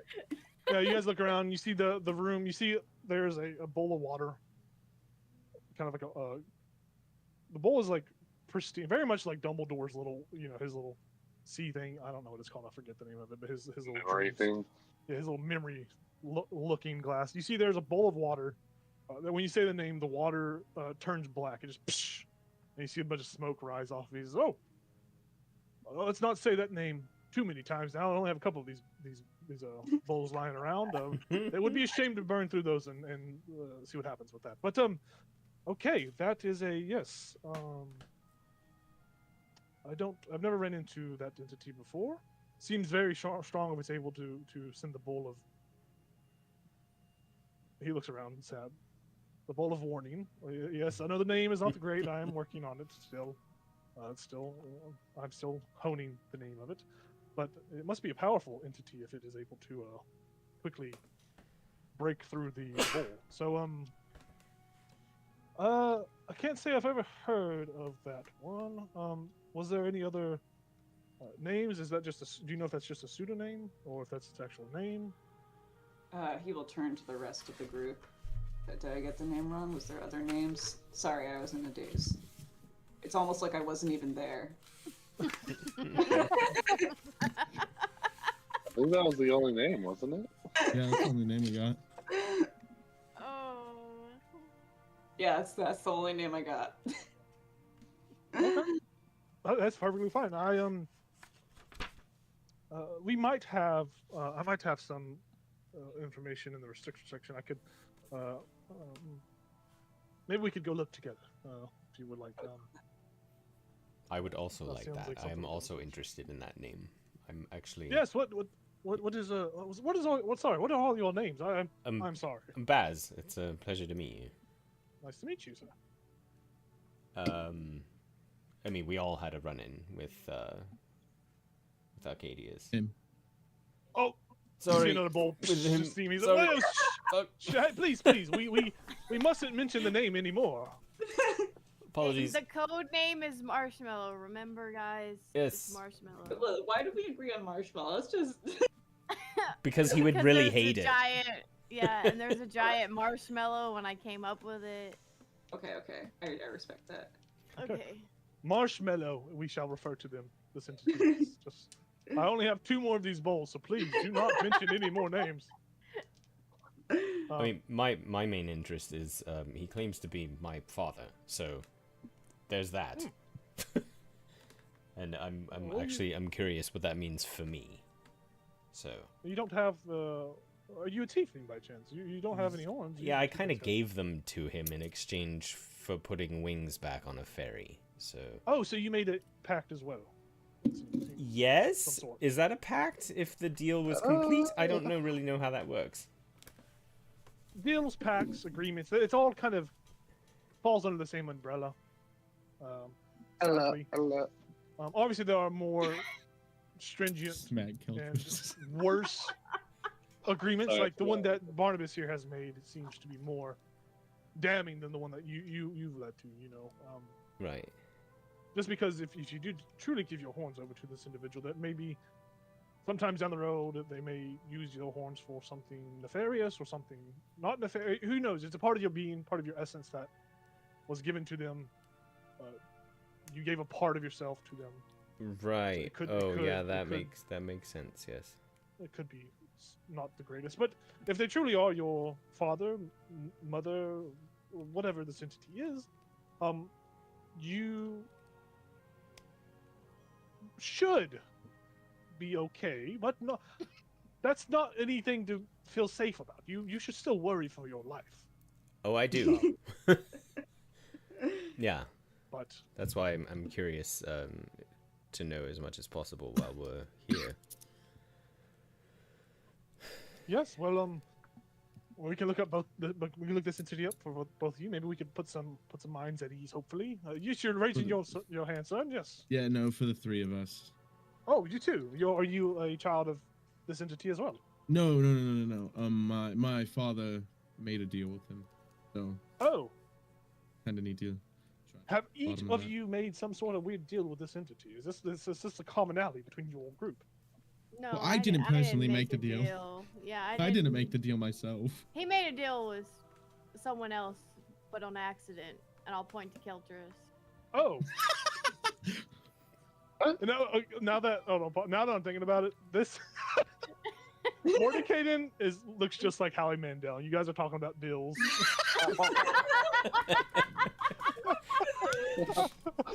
Deal or no deal? So you made a deal or no? Oh, sorry. I was like, holy shit, he looks just like Howie Mandel with like a goatee and a mustache. We need to put a picture of him and then just draw like a wizard hat on him. Oh, Howie Mandel. He's like, okay, well, we can get to you in a second. If you made another deal, I think that's what. I didn't make a deal.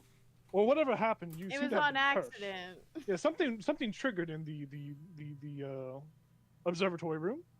So I'm assuming that's what it is. But you, sorry, son. What was your name? You motions to you, Rivian. Rivian. It's Rivian Nightbloom. Nice to meet you. Nice to meet you. What's you said your father made a deal? Yeah. Apparently, my mother was very sick, and he made a deal with Marshmallow, and she's now a wyvern. So. Oh, that is very unfortunate to hear. Has your father not seek out any kind of wizard or? Not that I know of. I mean, it sounds to me. So I know a couple of spells in my catalog. I know there's one called True Polymorph. I could, if your mother was brought here, maybe I could change her back to her natural state. I can polymorph her back. I don't know how her memories would be over the time. If she's been in a wyvern form for many years, she might have lost herself a little bit, so she might not be entirely there. But that one sounds quite simple to actually remedy. Not to put it aside, of course, but I mean, obviously, I need to grab a couple if that is something we seek. I'd have to scavenge for some some materials. They're quite costly materials, but I would have no trouble in helping you out. That one sounds easy to resolve, in my opinion. Not to undermine the severity of it. It is quite unfortunate. Would you could you get your father and mother to come here, or Yeah. take them to one of our outreach programs, or I'm sure we could resolve that. I don't know what we could do for her mind. I'll be honest with you, but maybe one of the maybe Tasha could brew up a potion of some sort and give it to her.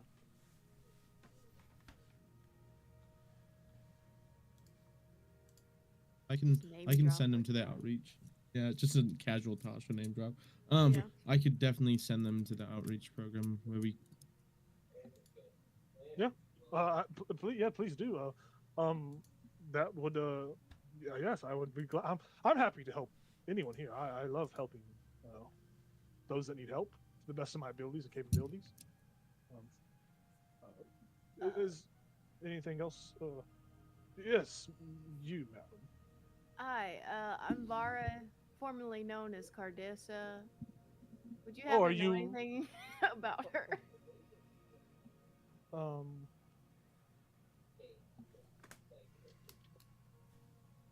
Uh, I'm just hoping to name drop that it maybe, but I doubt it since so many students go here. yeah, he.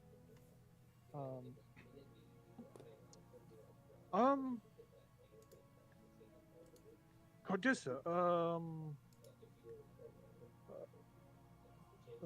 why did you change your name? Are you like an artist, or like like Prince, and you changed to a symbol, or?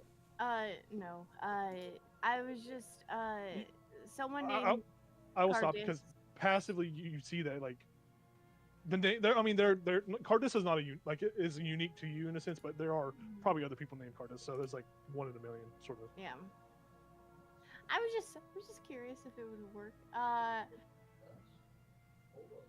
No, I was wondering about a student named Cardessa that went here. Oh, She unfortunately passed. oh, I'm sorry. My condolences. Do you have? Are you family by chance? Yes. Well, I would be most open to letting you see any knowledge we have of her untimely demise and the restrictor section. We already go into the restrictor section, so we might as well just take a peek at that as well. I mean, if you are immediate family, then you have lawful right to learn about this individual. All I can offer is my condolences for. I don't remember what happened to. Sorry, I don't know if I was over the case or not. It happened a long time ago. Well, I have been here quite a long time, child. My child. I am, even though I am bald and youthful looking, I am quite old. Not to toot my own horn, but I have seen quite a bit in the last millennia or so. I've been around. But yes, I would be happy to look into this for you. Cool. Now, to you, sir, what affliction do you have? I got a mark of the thingy. Hold on, That sounds terrible, my son. Bad. Mark of the thingy. Baz It's is just the like Drow Kelters House have. Shadow Dragon debt mark. Shadow Dragon Yes. Wizard Money or whatever. it's a debt mark. Shadow Wizard Money Gang. We Yeah. love From the casting Shadow spells. Dragons. Well, while we were pretty much, dungeon diving, dungeon delving, I found a letter, and I opened it, and I got this curse, which I was told was a mark of debt. I'm gonna turn into a were creature if it doesn't get paid. I don't know how long I have, and I would like it gone. Yes, If you let me can. let me. So first we must address the elephant in the room. It is a crime to go through other people's mail, so you probably shouldn't look through other people's mail, especially if you are dungeon delving. That is just kind of a rule that I've always followed. I know Big Me at one point almost lost his big hand. And that's actually how he had inspiration to make his spell, Big Me's big hand. But yeah, come closer. Let me take a look at it. He grabs some. He grabs a set of tools from a shelf, and he begins to examine your hand. And he looks at it, and he says, "Oh, I haven't seen this." With his Arcana check of a 37, he looks at it and says, Holy shit! he looks at it and says, "Oh yes, we used to see quite a myriad of these back in the day when the Shadow Dragon clan was more prevalent in the Underdark. So, yes, you have quite a substantial amount or debt still needed to be paid off. I see you paid off a little bit of it already, but it is quite fathomable. So whoever's mail you open must have owed them quite a bit. But it looks here if it's sadly you." Well, I don't know how to tell this to you, but you turn into a were-rat if you don't pay this off for being a rat, for being a rodent. They used to make at one point they used to turn people into were-spiders, but they thought that was a kind of an insult to Lolth. So they ended up doing rats because a rat's a rat, no matter how you look at it.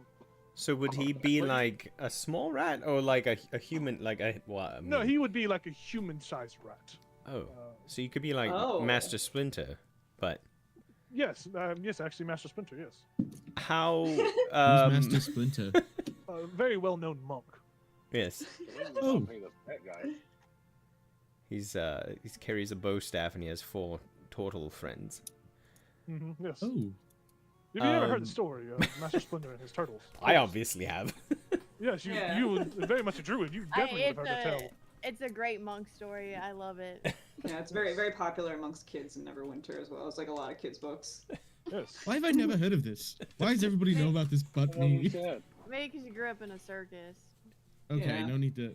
Oh no, that's not like a dig. It's just like you're traveling and maybe you just missed it when it was popular. I don't know.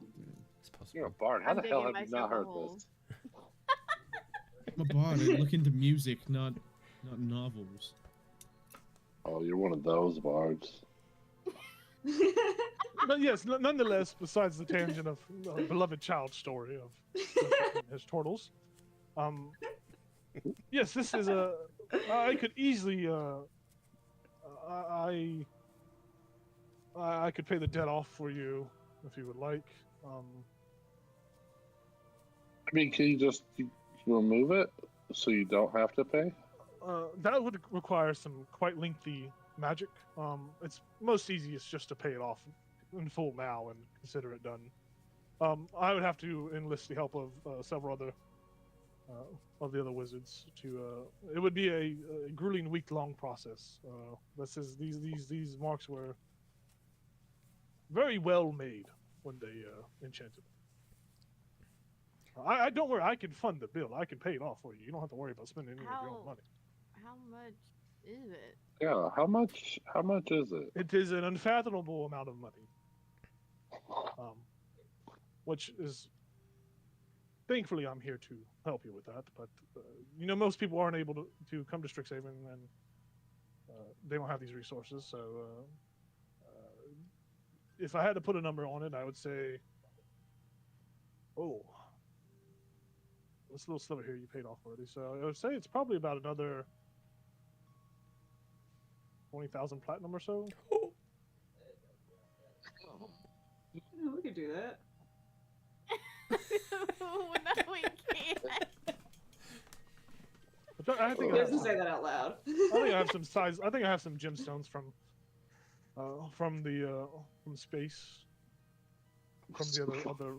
Some gemstones Around. from space. We also need to talk about the far realms. I keep Oh forgetting. yeah, we have Yeah. another thing we need to talk That's on the about. list. Yeah. The main objective. What do you want for this service? I want nothing. To ease your mind, if that's to help out someone that seeks out help. I don't seek anything. Is Morden, like, would Barnabas know, is Mordenkainen just, like, a good guy? Yeah. Okay, yeah. I mean, he is well known. You know, he is held to the highest prestige by colleagues and those within the 13, the Arcane Council, so to speak. He is probably the most nice of the 13. Tasha is cold and not as nice. Being she once was a witch at some point, so that kind of lends into that whole other side of her duality. And Tinter's all about geometric shapes, and Bigby's all about large magical spells. Large objects. But he is the most, he is the strongest, the nicest. He is the most pinnacle image of what a wizard could strive to be. He is also all powerful. So I mean, Barnabas that many wizards that have gotten to where his power is easily attempt to ascend to godhood or try to tempt the realms of that type of magic. Like they develop a complex. He seems to be able to, if he has developed a complex, it is not a bad one.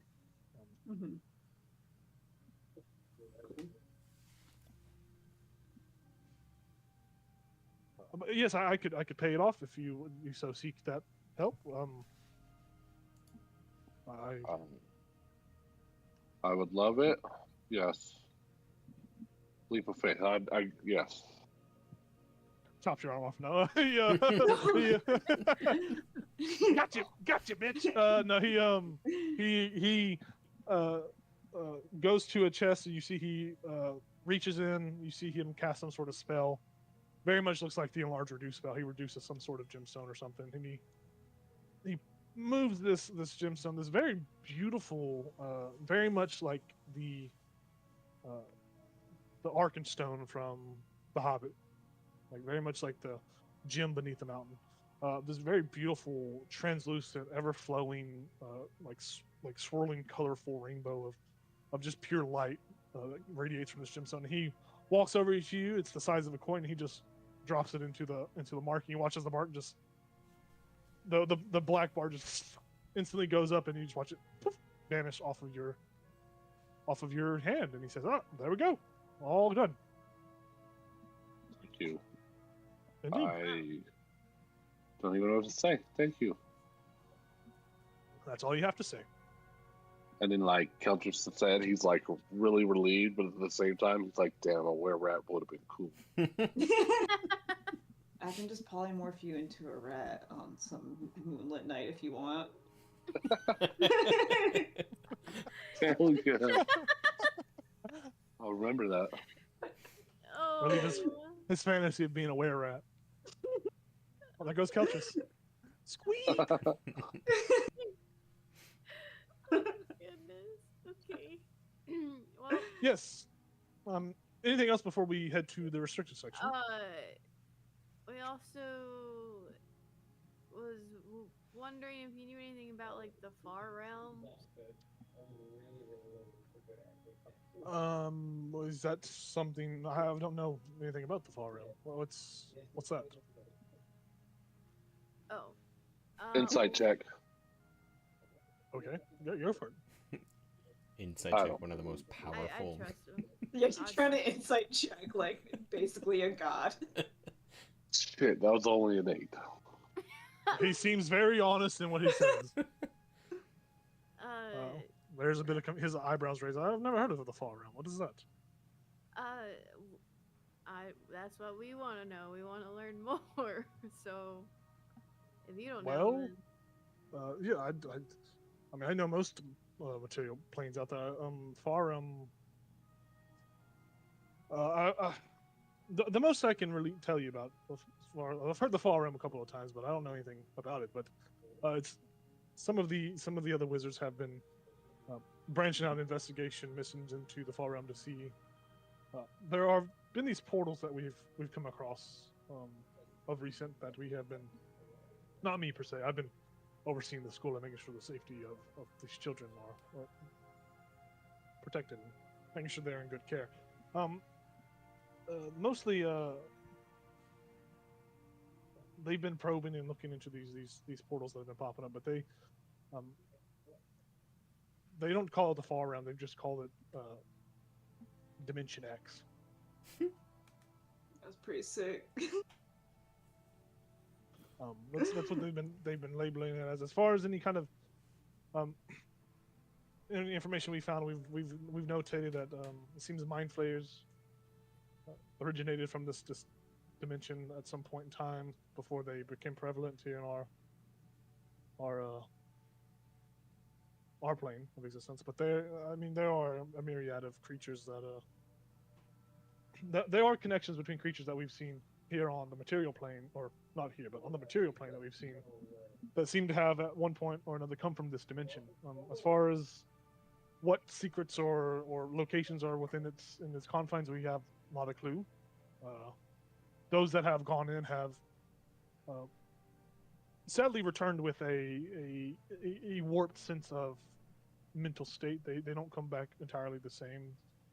We've been studying, trying to figure out a way to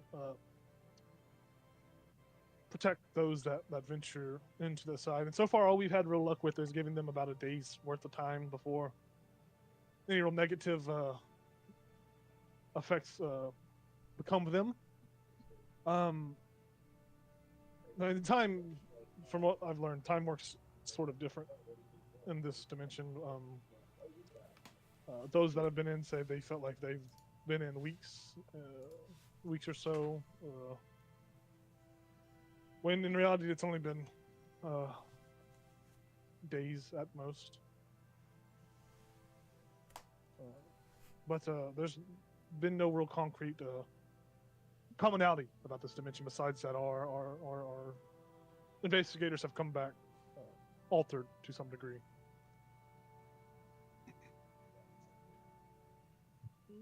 Okay. Do you have any information on this realm, this dimension? If we're talking about the same dimension, I don't know. My dimension could be something different compared to what you are calling the Far Realm. I don't know. That's why we were researching it. Yes, you won't find much, sadly. Cool. What is your intentions with the research, may I ask? Just take out 3 mind flares. Okay. Yeah. Is there anything special about these mind flayers? Any specifics, or? I know one has a disc, like Barbus.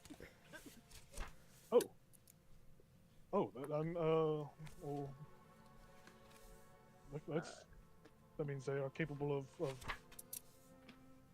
transmutation and conjuration, some sort of magical. From what I've known on mind flayers, they're mainly just stuck with psychic blasts of mind blasts. They usually overwhelm their foes with psychic energy. I've never heard of a mind flayer that can cast spells to this degree. That's very worrisome. Yeah, the assumption is that these are like, I mean, at least this is, we don't really have this information, but my best guess is these are like the head mind flayers.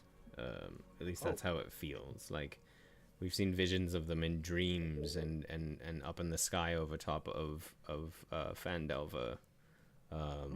When, I don't know if you're aware of this, but Phandelver was kind of, under attack by the mind flayers for a short period, and we kind of put an end to that. Oh, no, I had no clue about this. This is... I'm happy to hear about that. I didn't know anything was going on with Phandelver. Yeah, I mean, that's kind of the main thing that brought us all together was dealing with that. We were the protectors of Phandalin. Yeah, good to hear. Kind of thwarted that, but it sounds like they're continuing with whatever plan that they had.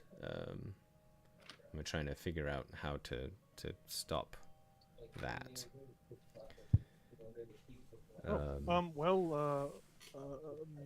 First, I thank you for help saving the material plane, keeping them calm, keeping this whatever was happening to this town. I'm always happy to hear of young heroes that step up, young and old. He kind of looks at Barnabas when he says this, young and old adventurers that take care of those that need help. That's always good to hear. Well, if are you continuing in your endeavors to try to take out these mega mind flayers? Yep. Yeah. Just trying to remember Thanks for what. laughing, Star. Mega I got mind. you, baby. I got you. I'm just trying to look through my notes to see what the three. Yeah, I'm trying to find it too.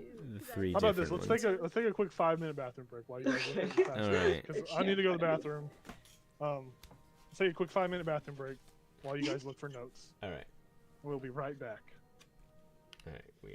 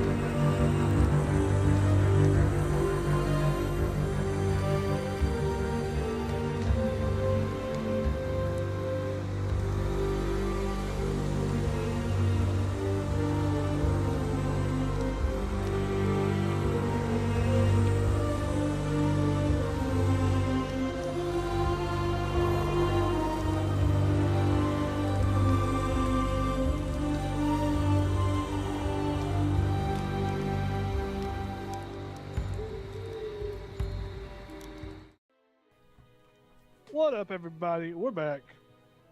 How's it doing? What it do? Yes, you guys are. Did you guys find anything in your notes that you were? Yeah. Baz will speak up and say, so the like the dreams and the visions that we had, these 3 large mind players, one was on the floating disc, like Vara had said, and then another one had extra appendages, and then another one had like a brain floating above its head, and they were surrounding a large obelisk, which we just spent some time collecting pieces of this obelisk to keep them from getting them and putting this obelisk back together. And next to the obelisk were these buildings, and it was kind of a vision of we don't know if this was the far realm or not, but we believe there to be a stronghold beneath Phandelver called Elithanok. And so that's where we're actually headed next, is back to Phandelver. Interesting. But I think that's all the information we have. Will sound like quite formidable mega mind flayers. Yes. Hopefully they're not blue or have any cool latex costumes. Sorry, that's not a old TV show I used to watch. Anyways, but yes. Well, Elithanok, I don't. I'm not a history buff. I'm not familiar too much with that, but I think the history books do talk about Elithanok at some point in time. The name sounds familiar, but very famously Mind Flayer City. Wait, I haven't heard that name mentioned it forever, actually. Yeah, these obelisks they were hovering around. What is it like for like sort of like a tuning, like a spell component? Kind of like what were they doing? Were they floating around this? What do you have the fragments with you? Can I see these fragments? We do have them, right? Or did you store them in some safe place? Yeah, they're in our bag. Yeah, we have them in our bag of hold. May I see one of these? I think it's in a box too. Are they in a safety box? Yeah. I think you guys have them like wrapped to a certain degree. Didn't we have the blacksmith make us a metal box? I remember. Yes, I think.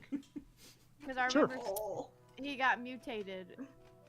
Yeah, I think we did have him make us a box, like a lead line box or something like that. Yeah. Okay, yes, you have that. I will pull it out of the bag, trying not to touch it. You pull it out and uncover it so the obelisk fragment is shown and not still covered up. And he looks at it and he just puts his hand to his chin. Interesting. Very interesting. So I wanted to go into the very interesting. Very interesting. I almost shifted into that mindset for a second. He says, very interesting. Yes, afraid to admit it or not, but I have seen fragments like these before. These aren't anything new to this. How familiar are you with ancient magocracies? What? Nothing. Magocracy. It used to be before the many years ago. There was many battles between wizards and folk to control the natural innate arcane ley lines that inhabit Faerun. And one magocracy rose to the prevalent and the topmost threshold of power, and they were known as the Netherese, the Netheril Empire. There have been many of these fragments over the course of history. Reported these are believed to be space rocks from some faraway planet, but they have the unique properties to enhance and aid in magical anything magical. They not only work with the natural ley lines, but they seem to even enhance the natural ley lines. Thankfully, you didn't take this near the biblioplex. It would have been crazy if you put this next to the nucleus of the biblioplex. That would have been no bueno. Please don't do that. I do not recommend. We should leave these here or behind or in your. Just don't, for God, love of God, do not let that bag of holding rip. But yes, these are long. These are fragments from a long lost empire. These fragments were used to keep cities afloat. They were used to alter landscapes at the whim of a flick of the wrist. They quite powerful spell focuses, spell components. No, I've never seen this. He like motions towards like there's like some small scripture on it. I've never seen this type of iconography before. These symbols. I've never seen these. These look very common with the Mind Flayer language, but they look ancient and older. They look a little different. Usually the Mind Flayers like to use a almost braille-like kind of writing. They usually attach usually memories and mental images to the language, and they converse their history in a sort of a storytelling vision-esque manner. But these I've never seen. These are quite old. If you have these fragments, I'm sure that these Mega Mind Flayers would not be happy that you have them. I'm sure they would like them. Maybe you could use this as some sort of bargaining chip or something, or maybe you should just leave it here and we can keep it safe. We can tuck it away, put it in one of the vaults, lock it up for good. That was actually my thought. Both of those actually. Like my first thought was leave them here, but then I thought, well, maybe we may need them to trade for something, but I don't know that we'd want to give them back to them. Certainly, probably not. I mean, from anything that I've learned in the past is that you don't really trust mind flayers. I've heard a phrase that they say if you turn your back to a mind flayer, your brains would be sucked out of your head and you would die. It's not a very fun phrase, but it's the truth. I value one thing. I value my mind over anything else. I mean, what do the rest of you think? Should we just leave them here so we don't have to carry them with us? Do we need them for anything? Well, the only thing I can think is, like Mordenkainen said, if we need to bargain for something. If they have someone that we want back, you know. Well, if we need to bargain for them, we know where They they do are. have someone. We do have someone, or needs someone back. You know, he's got a wife that's kind of with him. Yeah, I still got a wife. I don't talk about her much. My personal life is my life. It's almost like you're just recently married or something. I know, that's what it feels like.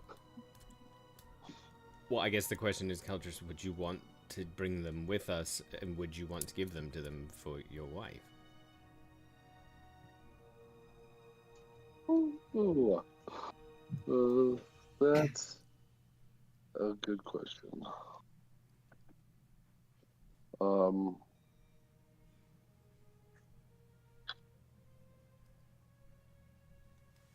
What is their plan with these things again?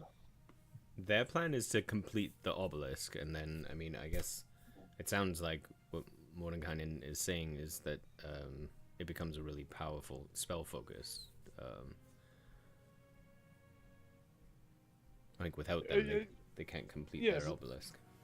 I've seen in the past where, I mean, these amplify magical effects. So, if whatever these creatures deem they are trying to do, with these, if they had a fully formed obelisk, their area of whatever they intend to do could spread. It could be the whole world, or whatever they plan. They could affect more than just small regions. It could be nations or worse, planes, different planes of existence.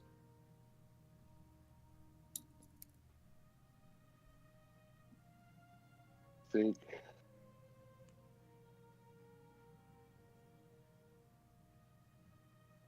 think we should leave them here for now and gather more information. Because they'll be here. We'll know where they are. Right. Yes. I will oversee them. I will make sure they're safe.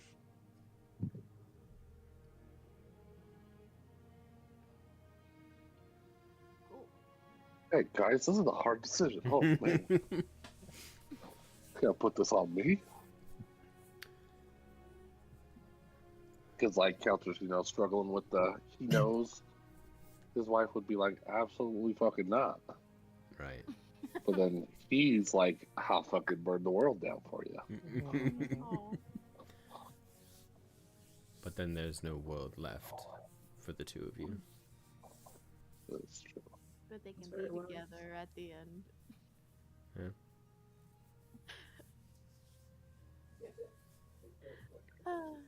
Glass half full kind of gal, I see. Yep. Try to be. Yes, so, yes, leaving these here, I mean, it seems your question is of most importance. I very much would like to invest in this endeavor of yours. I very much would seek that you are able to complete whatever mission you so deem reasonable, of course.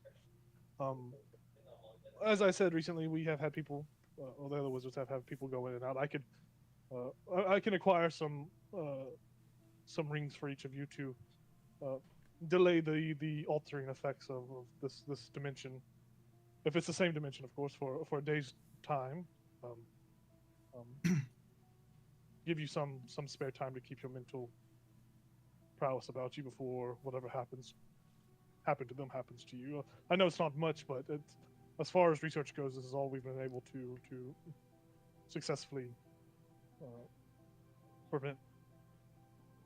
I would like to assist you in that nature. Is there anything else that I could, besides obviously, we're going to go to the library in a minute, don't worry, that's still on the docket.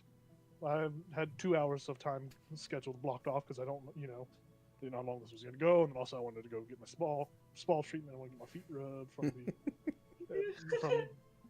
the anyways. No, doesn't matter. those rings sound great. I think we'd all appreciate that. Yes, I'll make sure to procure them for you. I'll send word right now. He turns around, starts mumbling in some language, and turns back. All right, the message has been sent, so they should be delivered to us at the library All right. in time's notice.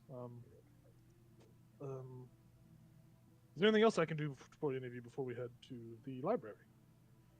Is there anything that could protect our heads from our brains being sucked out? No, I mean, I don't know if you've ever had the pleasure Your of being with helmet. Mind Flayer, but even helmets don't help. Mind Flayers have really strong mandibles that are, from what we've known, are very much able to penetrate through most material. Now, Yeah. granted, if you had maybe like, I don't know, some sort of adamantine helmet or something, I think that would still be too heavy for your head. But Yeah. the best I could do is like, offer advice. Don't let them suck your brain out. Sure. Yeah. All right. You could say, no, don't do that. I do not consent. They're legally not allowed to attack you. Well, I hope Release of that's, space. I That's hope how it that's works. true. 6 feet, please. I guess they'd have a bit harder time reaching my head to suck my brain out. Yes. Unless one of them is floating on their disc and they float up to your head, which would be gruesome. Oh, that's true, yeah. Rivian, we need to get you a longer neck to keep your head above their head. Please no. Oh, okay. I don't want a longer neck. I already don't like this one as much. Oh, okay. Would you like to get that fixed? I know some other professors that could probably de-stretch your neck. I mean, possibly. I lose my extra vocal cord that I got with it. I never use. It's not that bad. It's only a couple of inches. True. Yeah, if you can. Would not be opposed. So I'll send word and have them bring a potion that could shrink your neck a little bit. Good, How good far- old neck Yeah, shrinking shrink. potion. Yes. Mm-hmm. Call it a potion of deck reduce. Oh god. Could it? I poke out my extra arms. Whoa, whoa! Well, I didn't see those there. Put that Oh. away. And you didn't see. Oh, put that away, girl. That's ugly. I also kind of have like a weird thing. If you look closely, those Oh, are yes. eyeballs on my cheek. Oh, I thought those were just tiny freckles. Nope. Kind of like a spider. Yeah, I'm sure I could have a potion. I'm sure there's, Witherbloom has a myriad of very fine instructors. I'm sure at this point I can just run up walls. You're a monk, I see. Let me make sure before I get rid of it. Yes, I do believe you are a monk. You have Yep. a staff. Yeah, I can Yes. move up vertical surfaces and across liquid. I will, falling. Okay. I will seek out for both of your elements. Let me reach out to Willow Dusk. He will. He could bring you some. He's very much been around since the old times. He is a well-rooted individual. He will bring us some. He knows herbology. He might be able to bring some potions that can correct these elements. So for you, no more spider business, and for you, a shrinking neck potion. Anyone else have any elements they wish to be corrected or fixed before I send this message? Because if I'm going to do a batch order, I might as well batch order it. Willow Dusk does take a long time to reply. He is very slow with his pronunciation of words. Kelter's like, no, I'm keeping my beefy bot. Yeah. Mhm. Like my skin's never looked better. Does Baz want to shrink back down? Well, not now that I know I'm taller than a mind flayer and they have a harder time reaching my head. I think I'll just keep it. I mean, it's just, I can unattune from my shield, right? It's a part of the shield, not a part of me, so. Mm-hmm. Yeah. Especially since the shield's been purified to an extent. Yeah. Or actually, it's been purified. The potion, do I have to like drink it immediately, or is it something I can carry until I'm ready to drink it? I mean, that's really up to Willow Dusk. I know usually most of these potions don't have a long longevity on it, as they are, from your two unique cases, they are being brewed for something certain. I wouldn't hold on to them too long, or they might go sour. It's always in my best interest to say, if you wish to correct a issue, do it instantly. Yeah. Well, I'll come back. I don't want it yet. Oh, okay. Sure. Okay. Rivian, you still want your potion? Okay. I will. Will it Similar. fix his? Please. Will it fix his tail too? Oh, Because if you drink it, it might take your tail away. I like my tail. It was Can't just you a do potion any of neck voice you want? reduction. Well, yeah, that's the thing. That's why I was like, will I lose my extra vocal cord? Just tired of having such a long neck. We could have We're not.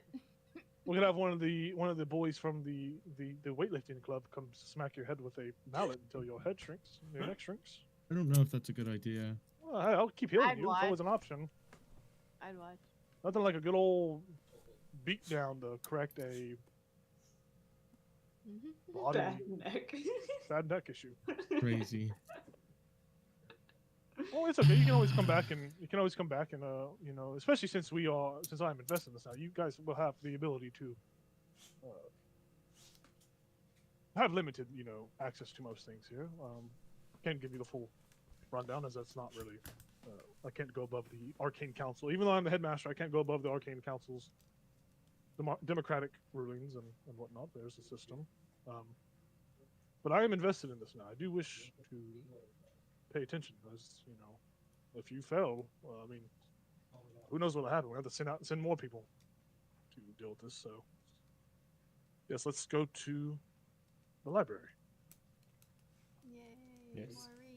More reading. He claps his hand, and the room disappears from sight, and you guys appear inside of the library again. Oh. I All love right. how he does that.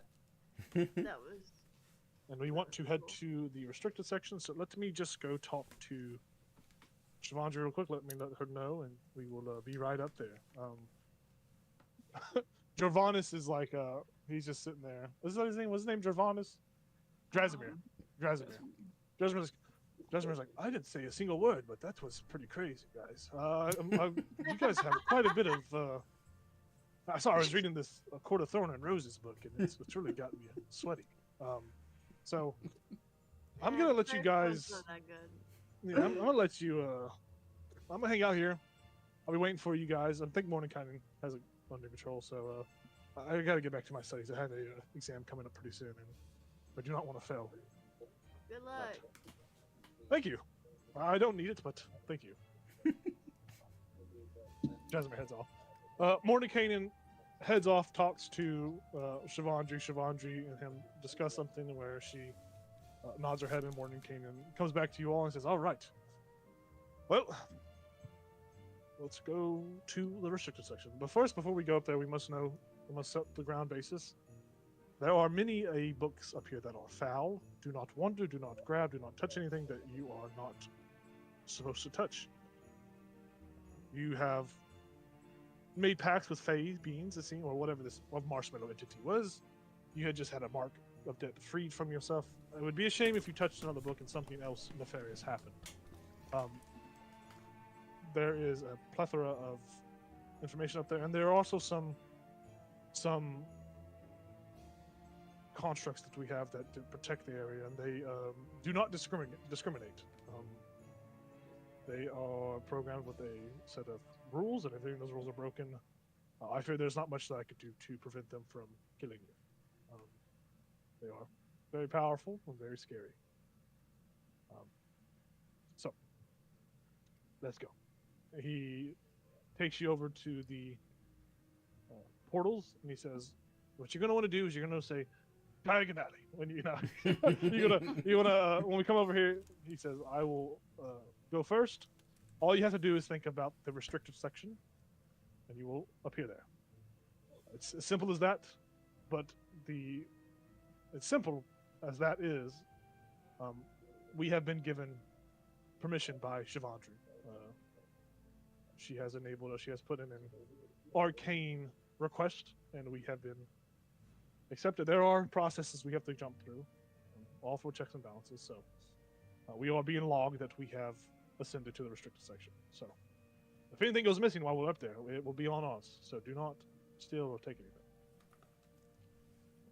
And he goes into the portal. He thanks it, and he disappears.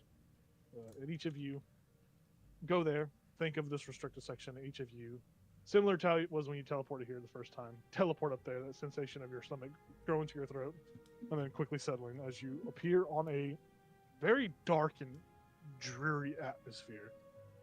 You see that this entire area is just gloom. There is just a fog that hangs in the air here. The fog itself is thick and obscures most of your vision. You can only see about 5 feet in front of your vision, in front of your eyes, in front of your hand. Well, you know what I mean. 5 feet in front of you, dear God.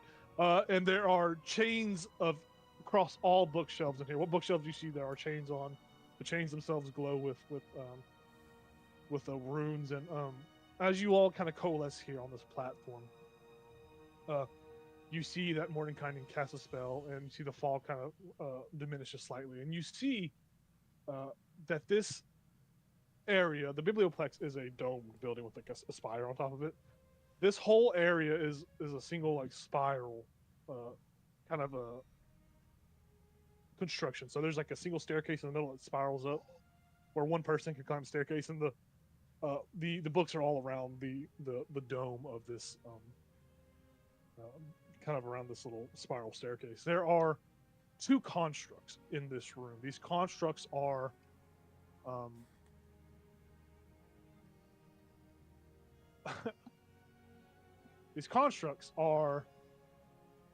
very familiar to a set of constructs you've seen before. They look like Modrons. They look like Derek and Daruk. Except these constructs have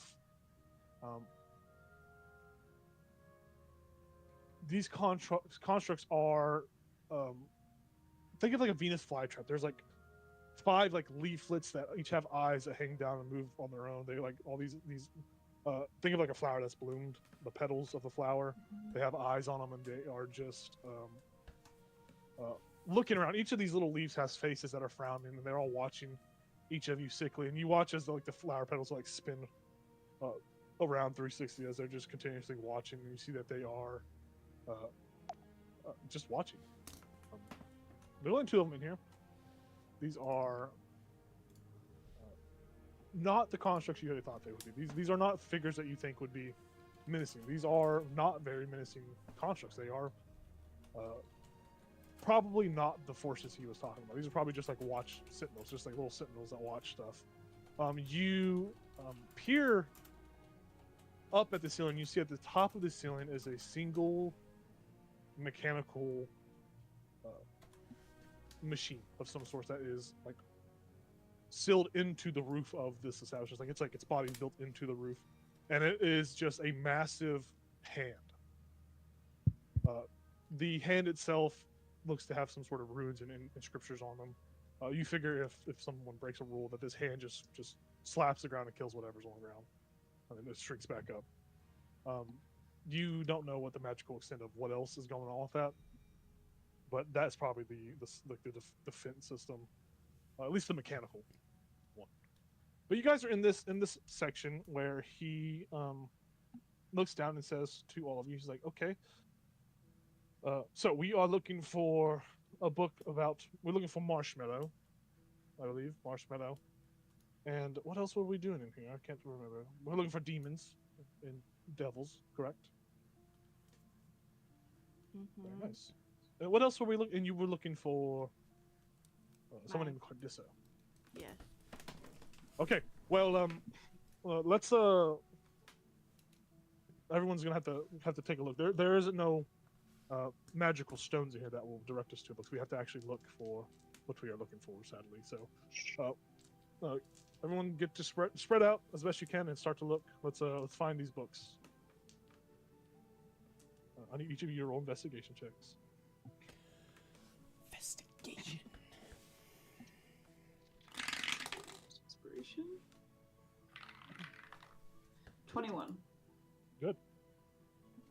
I'm also gonna use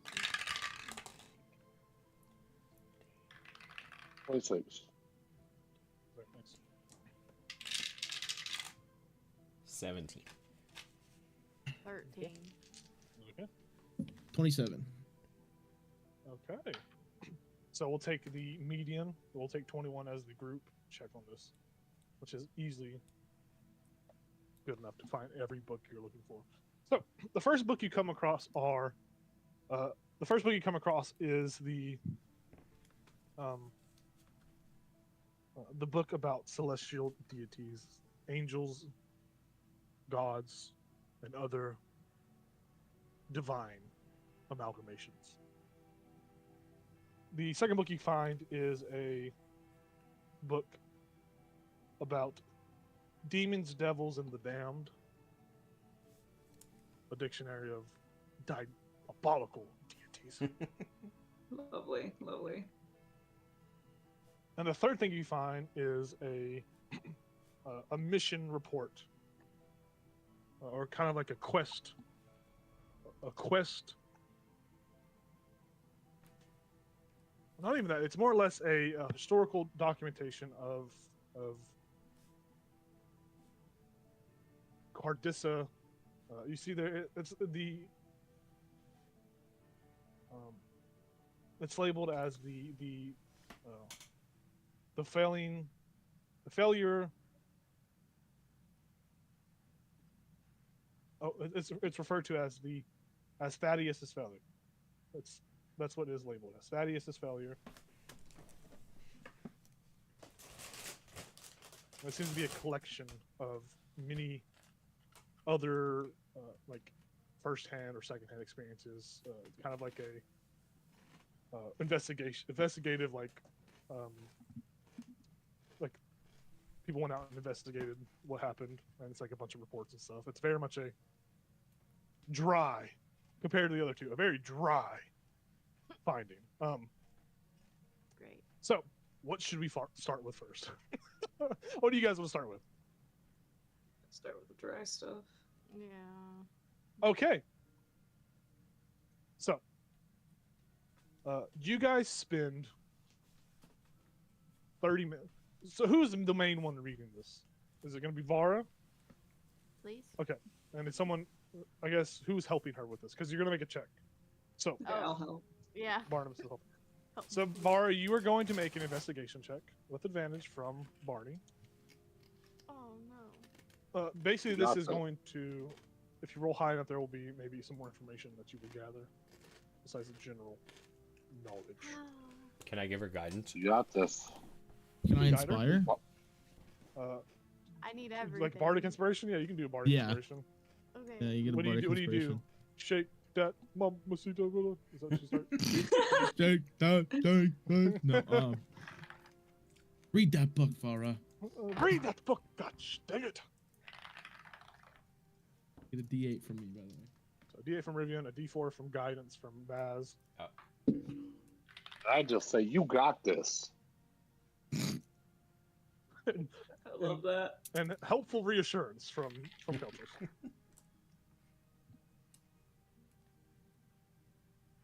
16. Really? Wow. Really? I get That is no pluses insane. from investigation. Okay. So. What did You roll? see what you learn from this. I'm going to give you 5 prompts. Like, I'm going to tell you 5 things that you could learn from this. And since you rolled a 16, you will be able to pick from 2 of these 5 Okay. of what you learned. So, the options you have available to you are the names of the adventuring party, the mission of this quest. That's the second thing. The third thing is the information about the professor or instructor who gave permission for this quest, who approved the quest. The fourth thing is the death report, basically who died, what happened to them. And the fifth thing is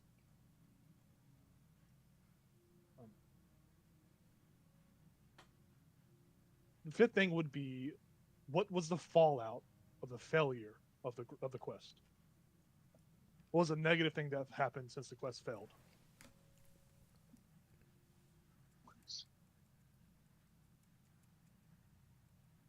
So I'll let you mull about that and think about that, and we're gonna move over to the next book.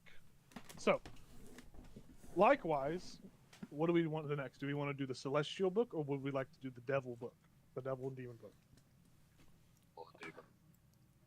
Devil and Demon, he called it. All right, who's gonna be the one reading, and then who's gonna assist and help? So I read. you're gonna read. What So it's is an it? investigation. It's an investigation. Investigation? I mean, I have a I got plus one. 10 to Yeah, I was gonna say investigation. whoever has the is all good I'm trying to investigation, say. read it. Yeah, I have a plus I eight. do have a +8, so I mean it. Oh, Barnabas okay, has you're the good plus then. 10. So does anyone help him? I'll- Anyone guide him? I'll help. Yeah, and I'll give You're guidance. helping Rivian. You're guiding him. I'll give myself inspiration. Just gonna- Read this book. Read this book. Can you Read give this yourself book. Bardic Inspiration? I don't know if you can give yourself Bardic Inspiration, can you? I thought it was just for your allies. Let me read. You can inspire another creature. Yourself. Oh, I can't. I don't think Yep, I there you can. go. Because Oh man. as life goes on, you can't inspire yourself if you're not inspired. I'm still gonna go. Read this book. Read this book. Read this book. Reese's Puffs. Reese's. Yeah, you go ahead and do that. So tell me what you get. You have a D4 from guidance and advantage because of Heltress.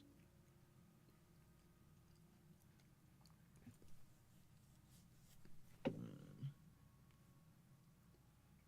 27. 27. 7. You will be Yeah, able to learn 27.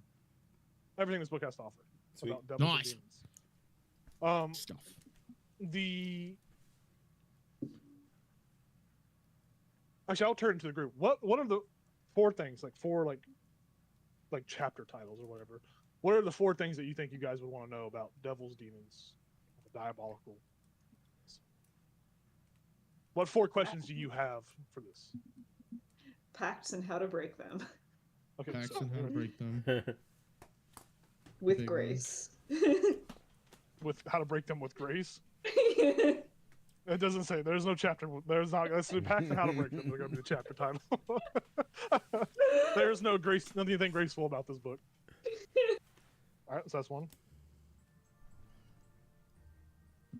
Three other questions. And I would want to know specifically about Arcadius if he's in there at all. So I don't know what that chapter would be. Arcadius. And what he would be.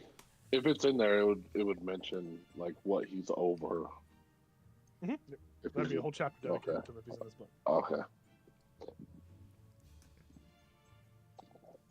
2 more questions. Shit's hard, huh? When you gotta think of it up on the fly, isn't it? Not so easy, is it, guys?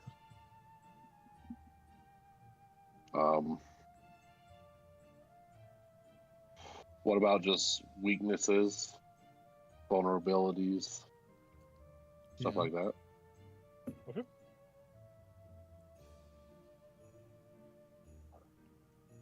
What else did we want to learn about them?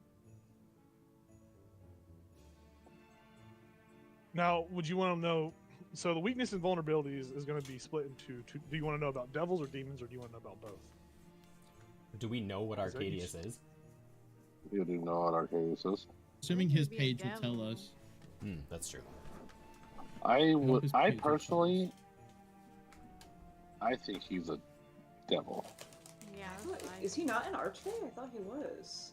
I thought he was an archfey. Because I feel like I did some checks and was told that it was like Fey realm stuff. Yeah, you did. Oh.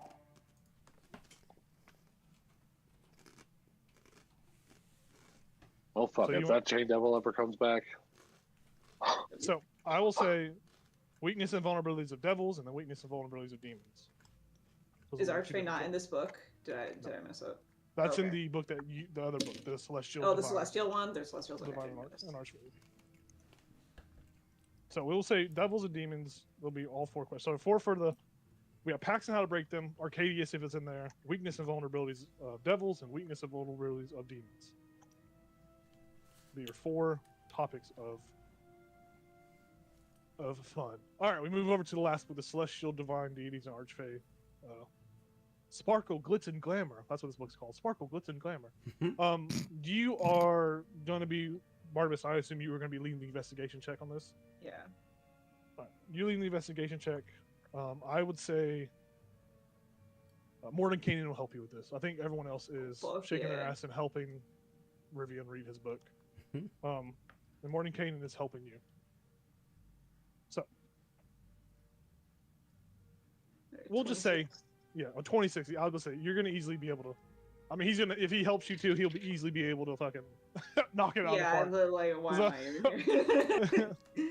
He's like, participation's always a good thing.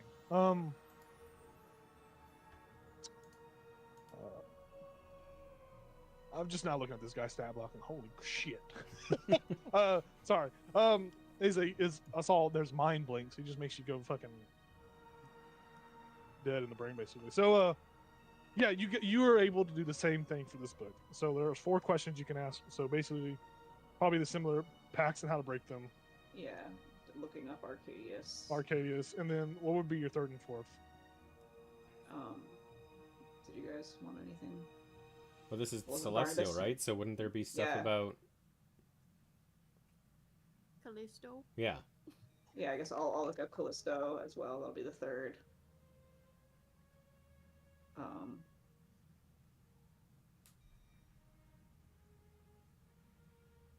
I don't know what else.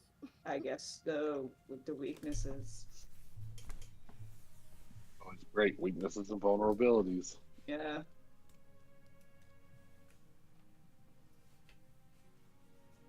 Okay. So, Star, did you figure out what questions you wanted to answer? The 2 of the 5 that you had an option of. Did you figure out which 2 you wanted? I know I want Professor's name. And I was gonna ask the opinion of the party. Should I get the names of the venturing people, or should I get the Fallout / negative? Because I feel like I can get at least the mission and death from at least the professor that knows about it. Oh. So I didn't tell you that they've wiped people's memories. Yep. Oh, well, I gotta protect the image of my employer.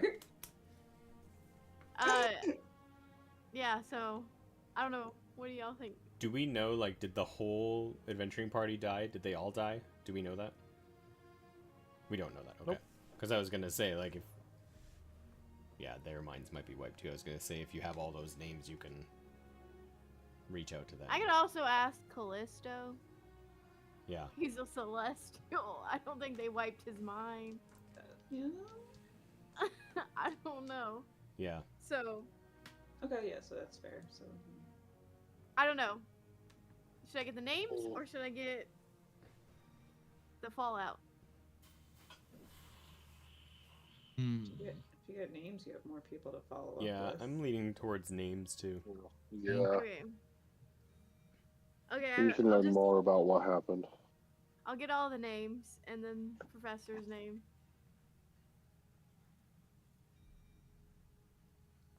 Okay. So, the names of the adventurers were as follows. There was Vasamir, Vasamir, Vassamir, Vasamir,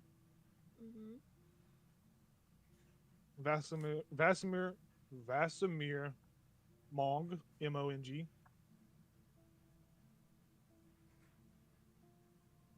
The next name was Azarish Azul, Azerish, Azarish Azul, and Azul is Azule. You're gonna put all this up here, right? No, We'll spell that again then. I'll put it down for you. Azerish. Azarish Azul, Vasamir Mong. Next was Cardissa. Cardissa, which Celine's last name, if I remember, which I don't. Oh, it's Alden Leaf. Because Alden Alden Leaf Leaf, yeah, Farm.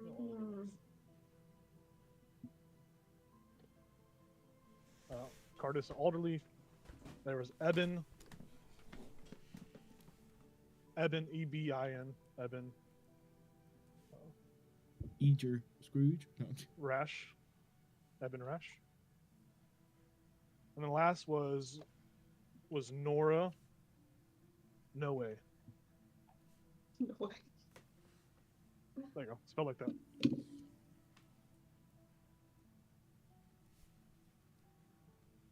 I spelled her name wrong. I spelled her name wrong. When I wrote it down. Nora. I put Nora. No. And the professor's name. I guess I should write this down. Let me put adventures names. And the professor's name.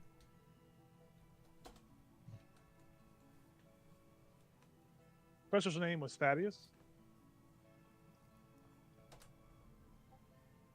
Thornglow. Thornglow? Yep.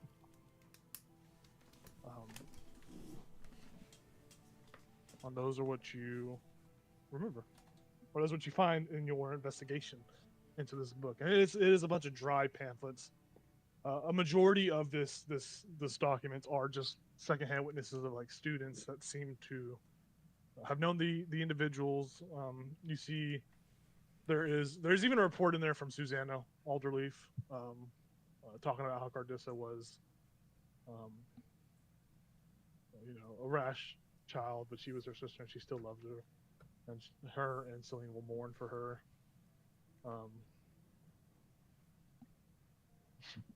What? Yeah. All right. With that, we'll move over to the Devils and Demons, pacts and how to break them. I know this obviously off the top of my head, so I don't have to Google this, of course.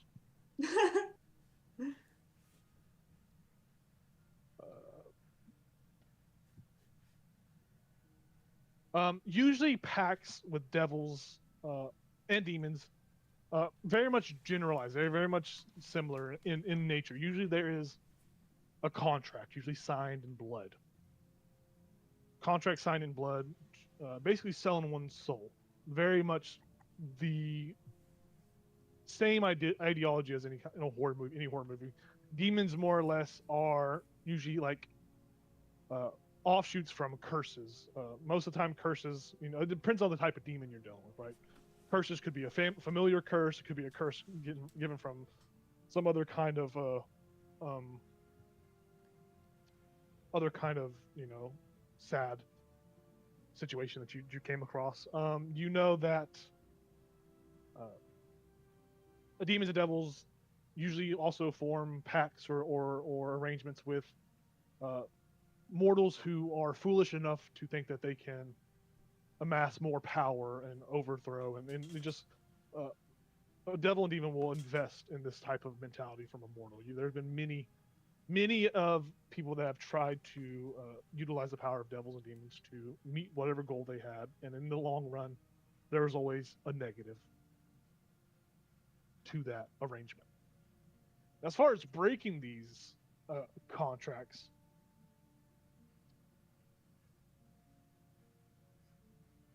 you know that most of the times these contracts could be broken by simply carrying out whatever the arrangement was. So basically, just following through on your agreement, right? There have been cases of divine deities that have been able to cure, not more or less not cure, but undo pacts of the deity, the divine deities like chosen, very much cured through religious avenues. There are another way to break a pact was to go and make another deal with another devil or demon to circumnavigate that deal, to make another deal that would more than likely have its own repercussions, and then you can make another deal to try to get out of that one. You can keep making deals, passing along the way until you never have to meet these deals. Killing this devil or demon or sending them back to whatever layer or place or plane that they come from also delayed the inevitable. Most of the times, demons and devils, depending on what threshold or echelon they are from, do take a long time to reform back on the material plane.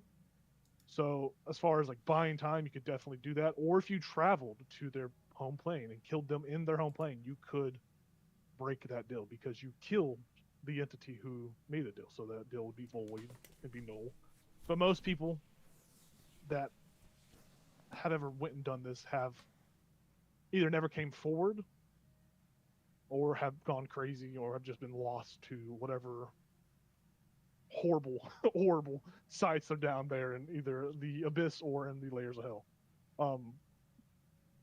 When it comes to looking for Arcadius's name does not appear in this book at all. There are a myriad of other names in here, all to which you can look up on Google. Like you see there is like Levistus, you see Asmodeus, you see all the fun guys that are in D&D lore. You see, I'm thinking of Azrael. I think that was. I don't even know if that's a devil or demon. Oh, Asphodel. Oh, sorry. I was thinking something else. What'd you call me? No. As far as weaknesses and vulnerabilities of devils and demons, let's take a look. Devil. Let's take a gander. So usually,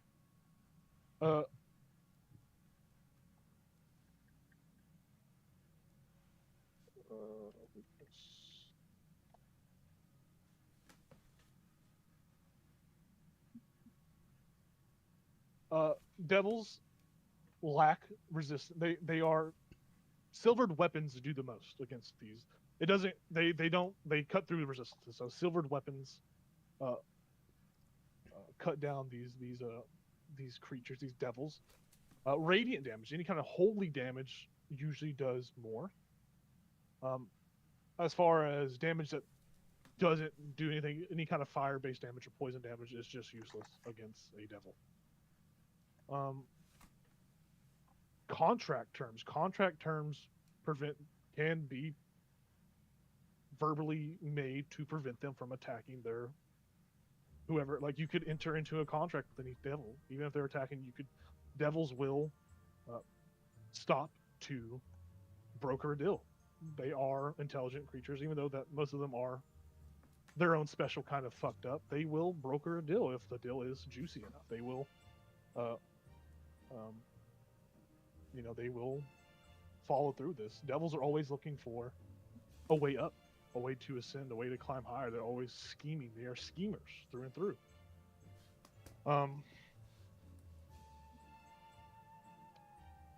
Devils have dark vision. They can usually see about 120 feet. They have devil sight. As far as vulnerabilities, more or less radiant damage is your bread and butter. More or less just because they are able to prevent these devils from regenerating, from healing up.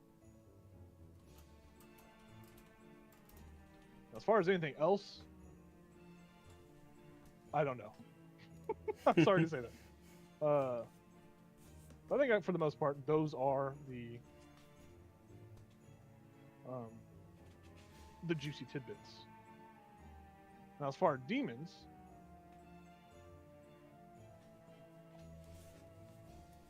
obviously demons are weak to holy / radiant light, very much similar to devils actually. Radiant holy light hurts them. Ironed weapons, not silver weapon, but iron weapons, are effective.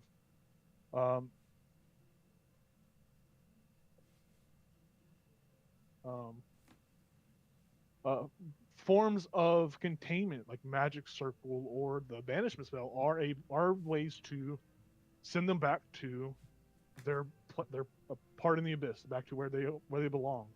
Where it's pretty much a way to, they have to rebuild their strength and come back after a certain amount of time. If you know the true name of a demon, you have power over. Most demons operate under pseudonyms.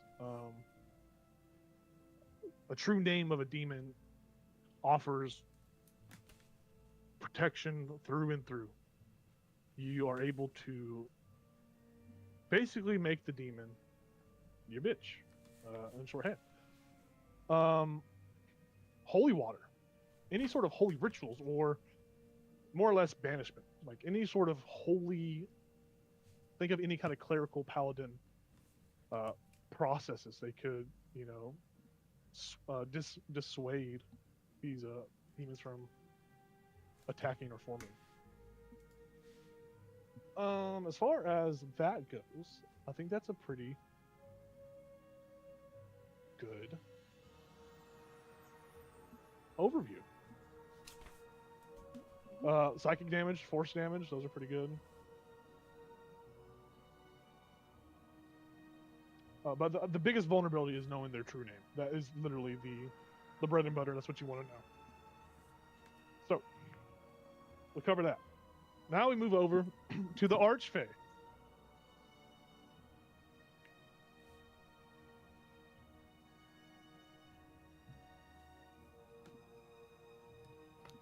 So,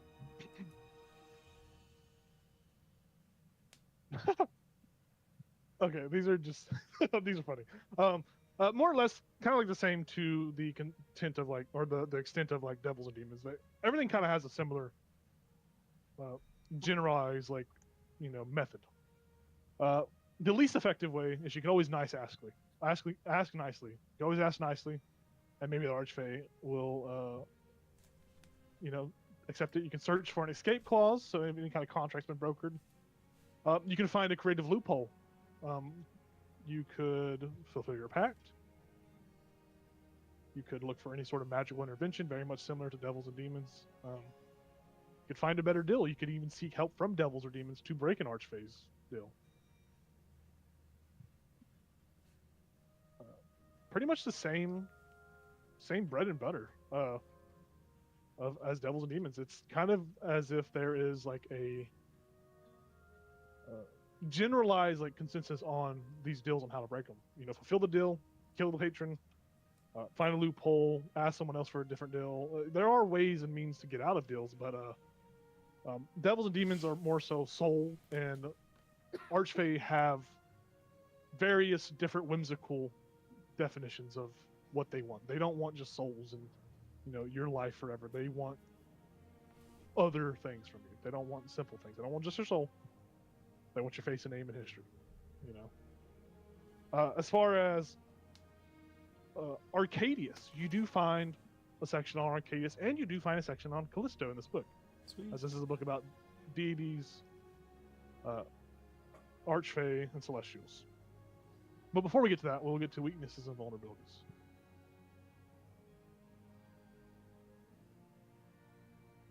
Do you want to know weaknesses and vulnerabilities on archfey, celestials, or deities?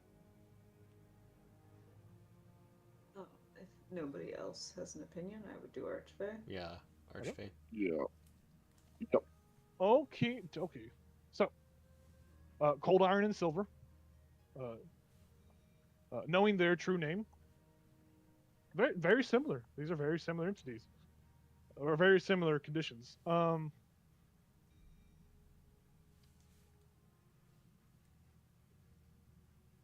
You could. There's key weaknesses. So cold iron and silver, their true name, and some oath, whatever oath they are under.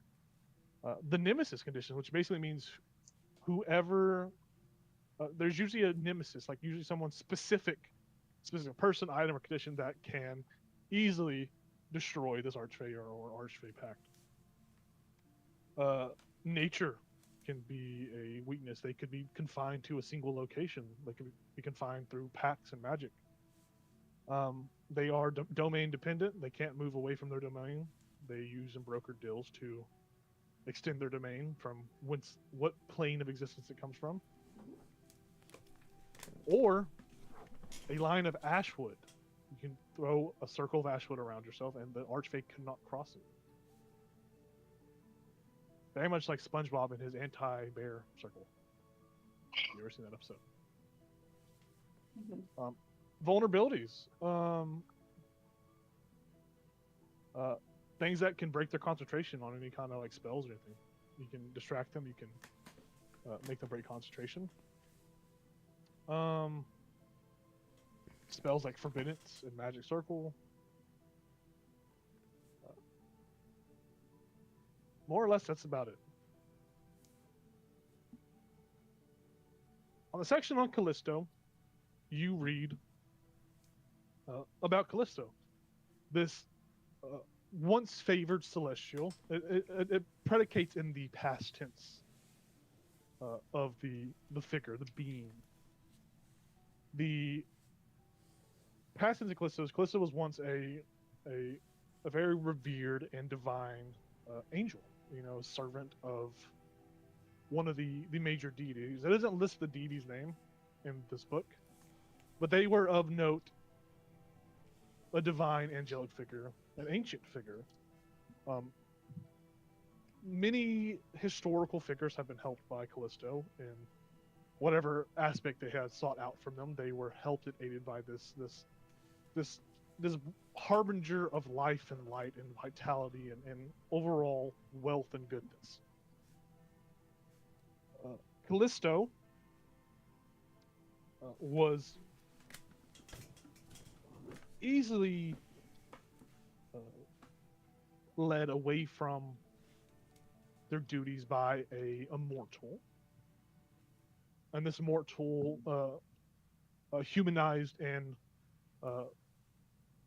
familiarized this thing with this entity or the celestial with mortal ways and gave it a more mortal mindset. And upon having a more mortal mindset, its decision making and its helpful, once positive, helpful attitude was shifted to a more mortal, more conflicted and decisive. Not a greater good, but a singular focus good. Sort of mentality, more or less. Instead of the greater good helping the many, it changed its way and started helping it's this whatever the mortal. There's no mortal name listed, but the mortal it fell in love with, basically humanized this celestial, this angel.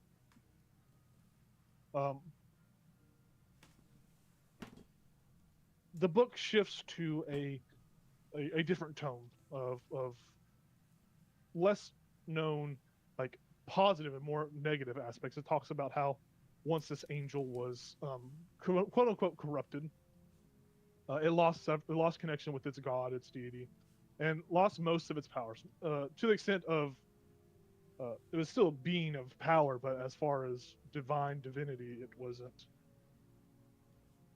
as powerful. It formed a relation with this mortal, and this mortal led it into temptation, led it into a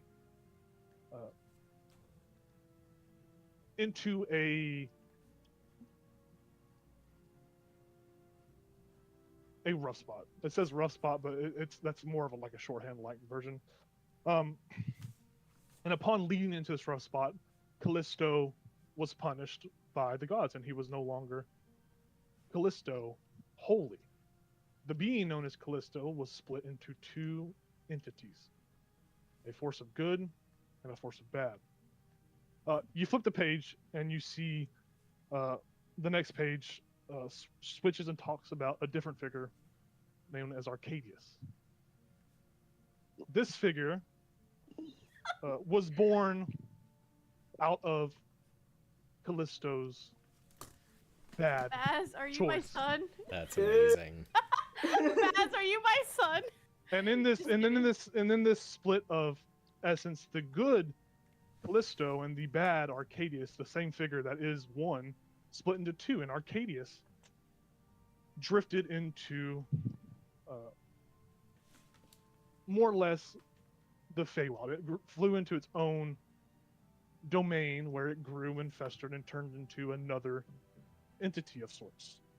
Two beings of the same person, but totally different perspectives, as Callisto's mortal tendencies kept it grounded and cut off from its god. Arcadius's twisted will to continue control over mortals, making deals with mortals, further corrupted its essence into what it is now known today as Arcadius, which isn't. It says Arcadius' true name isn't Arcadius. It is a pseudonym for what it is called. The true name of what Arcadius is known by is only known to the other half of Callisto.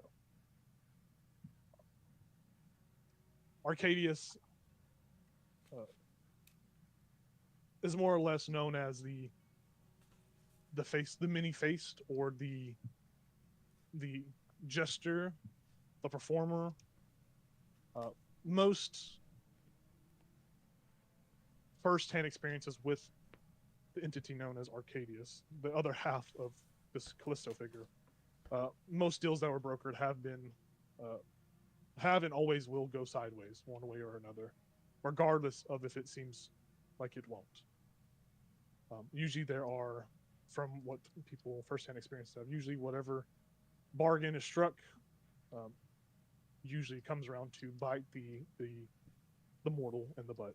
And as far as that goes, there is no more about Arcadius. There is a small section, as you look closely, that looks to be scribbled in hand, penmanship. There is a drawing of a small key. It's like the head of the key looks like a star, and then the body of the key looks like just a crisscrossing of detail, and that's circled. What that means, you don't know, but it is not from the initial text. It has been added, as if someone has come in here and scrawled this in. That's where we'll end tonight's session. The revelation Son of a biscuit. that Arcadius and Callisto are of the same entity, just split. And with that, we will see everyone next Sunday, I believe, for more D&D, where we see our party probably talk about these questions, get some cool rings and a cool potion. Maybe not. Did you want that potion still, Rivian? Still thinking. Still on the If I'm fence. gonna lose my tail, it's like I don't know anymore. I mean, you can take it with you, and if you choose later. It's got a shelf life. Yeah. It does have a Oh. shelf life. Just kidding. We will see what happens as our party gets back on track with the backing and sponsorship of Mordenkainen, the headmaster of Strixhaven, who is now invested in this story. Aren't we glad we went to Strixhaven? We got assistance. Yippee! Yeah. So now we're known as Um, Mordenkainen's protectors of Phandelver. Yes, If he's sponsoring us, Someone- right? someone called him the Mordenkainen mob. Yeah. Thanks for watching, everybody. Have a good week. Have a lovely sleep.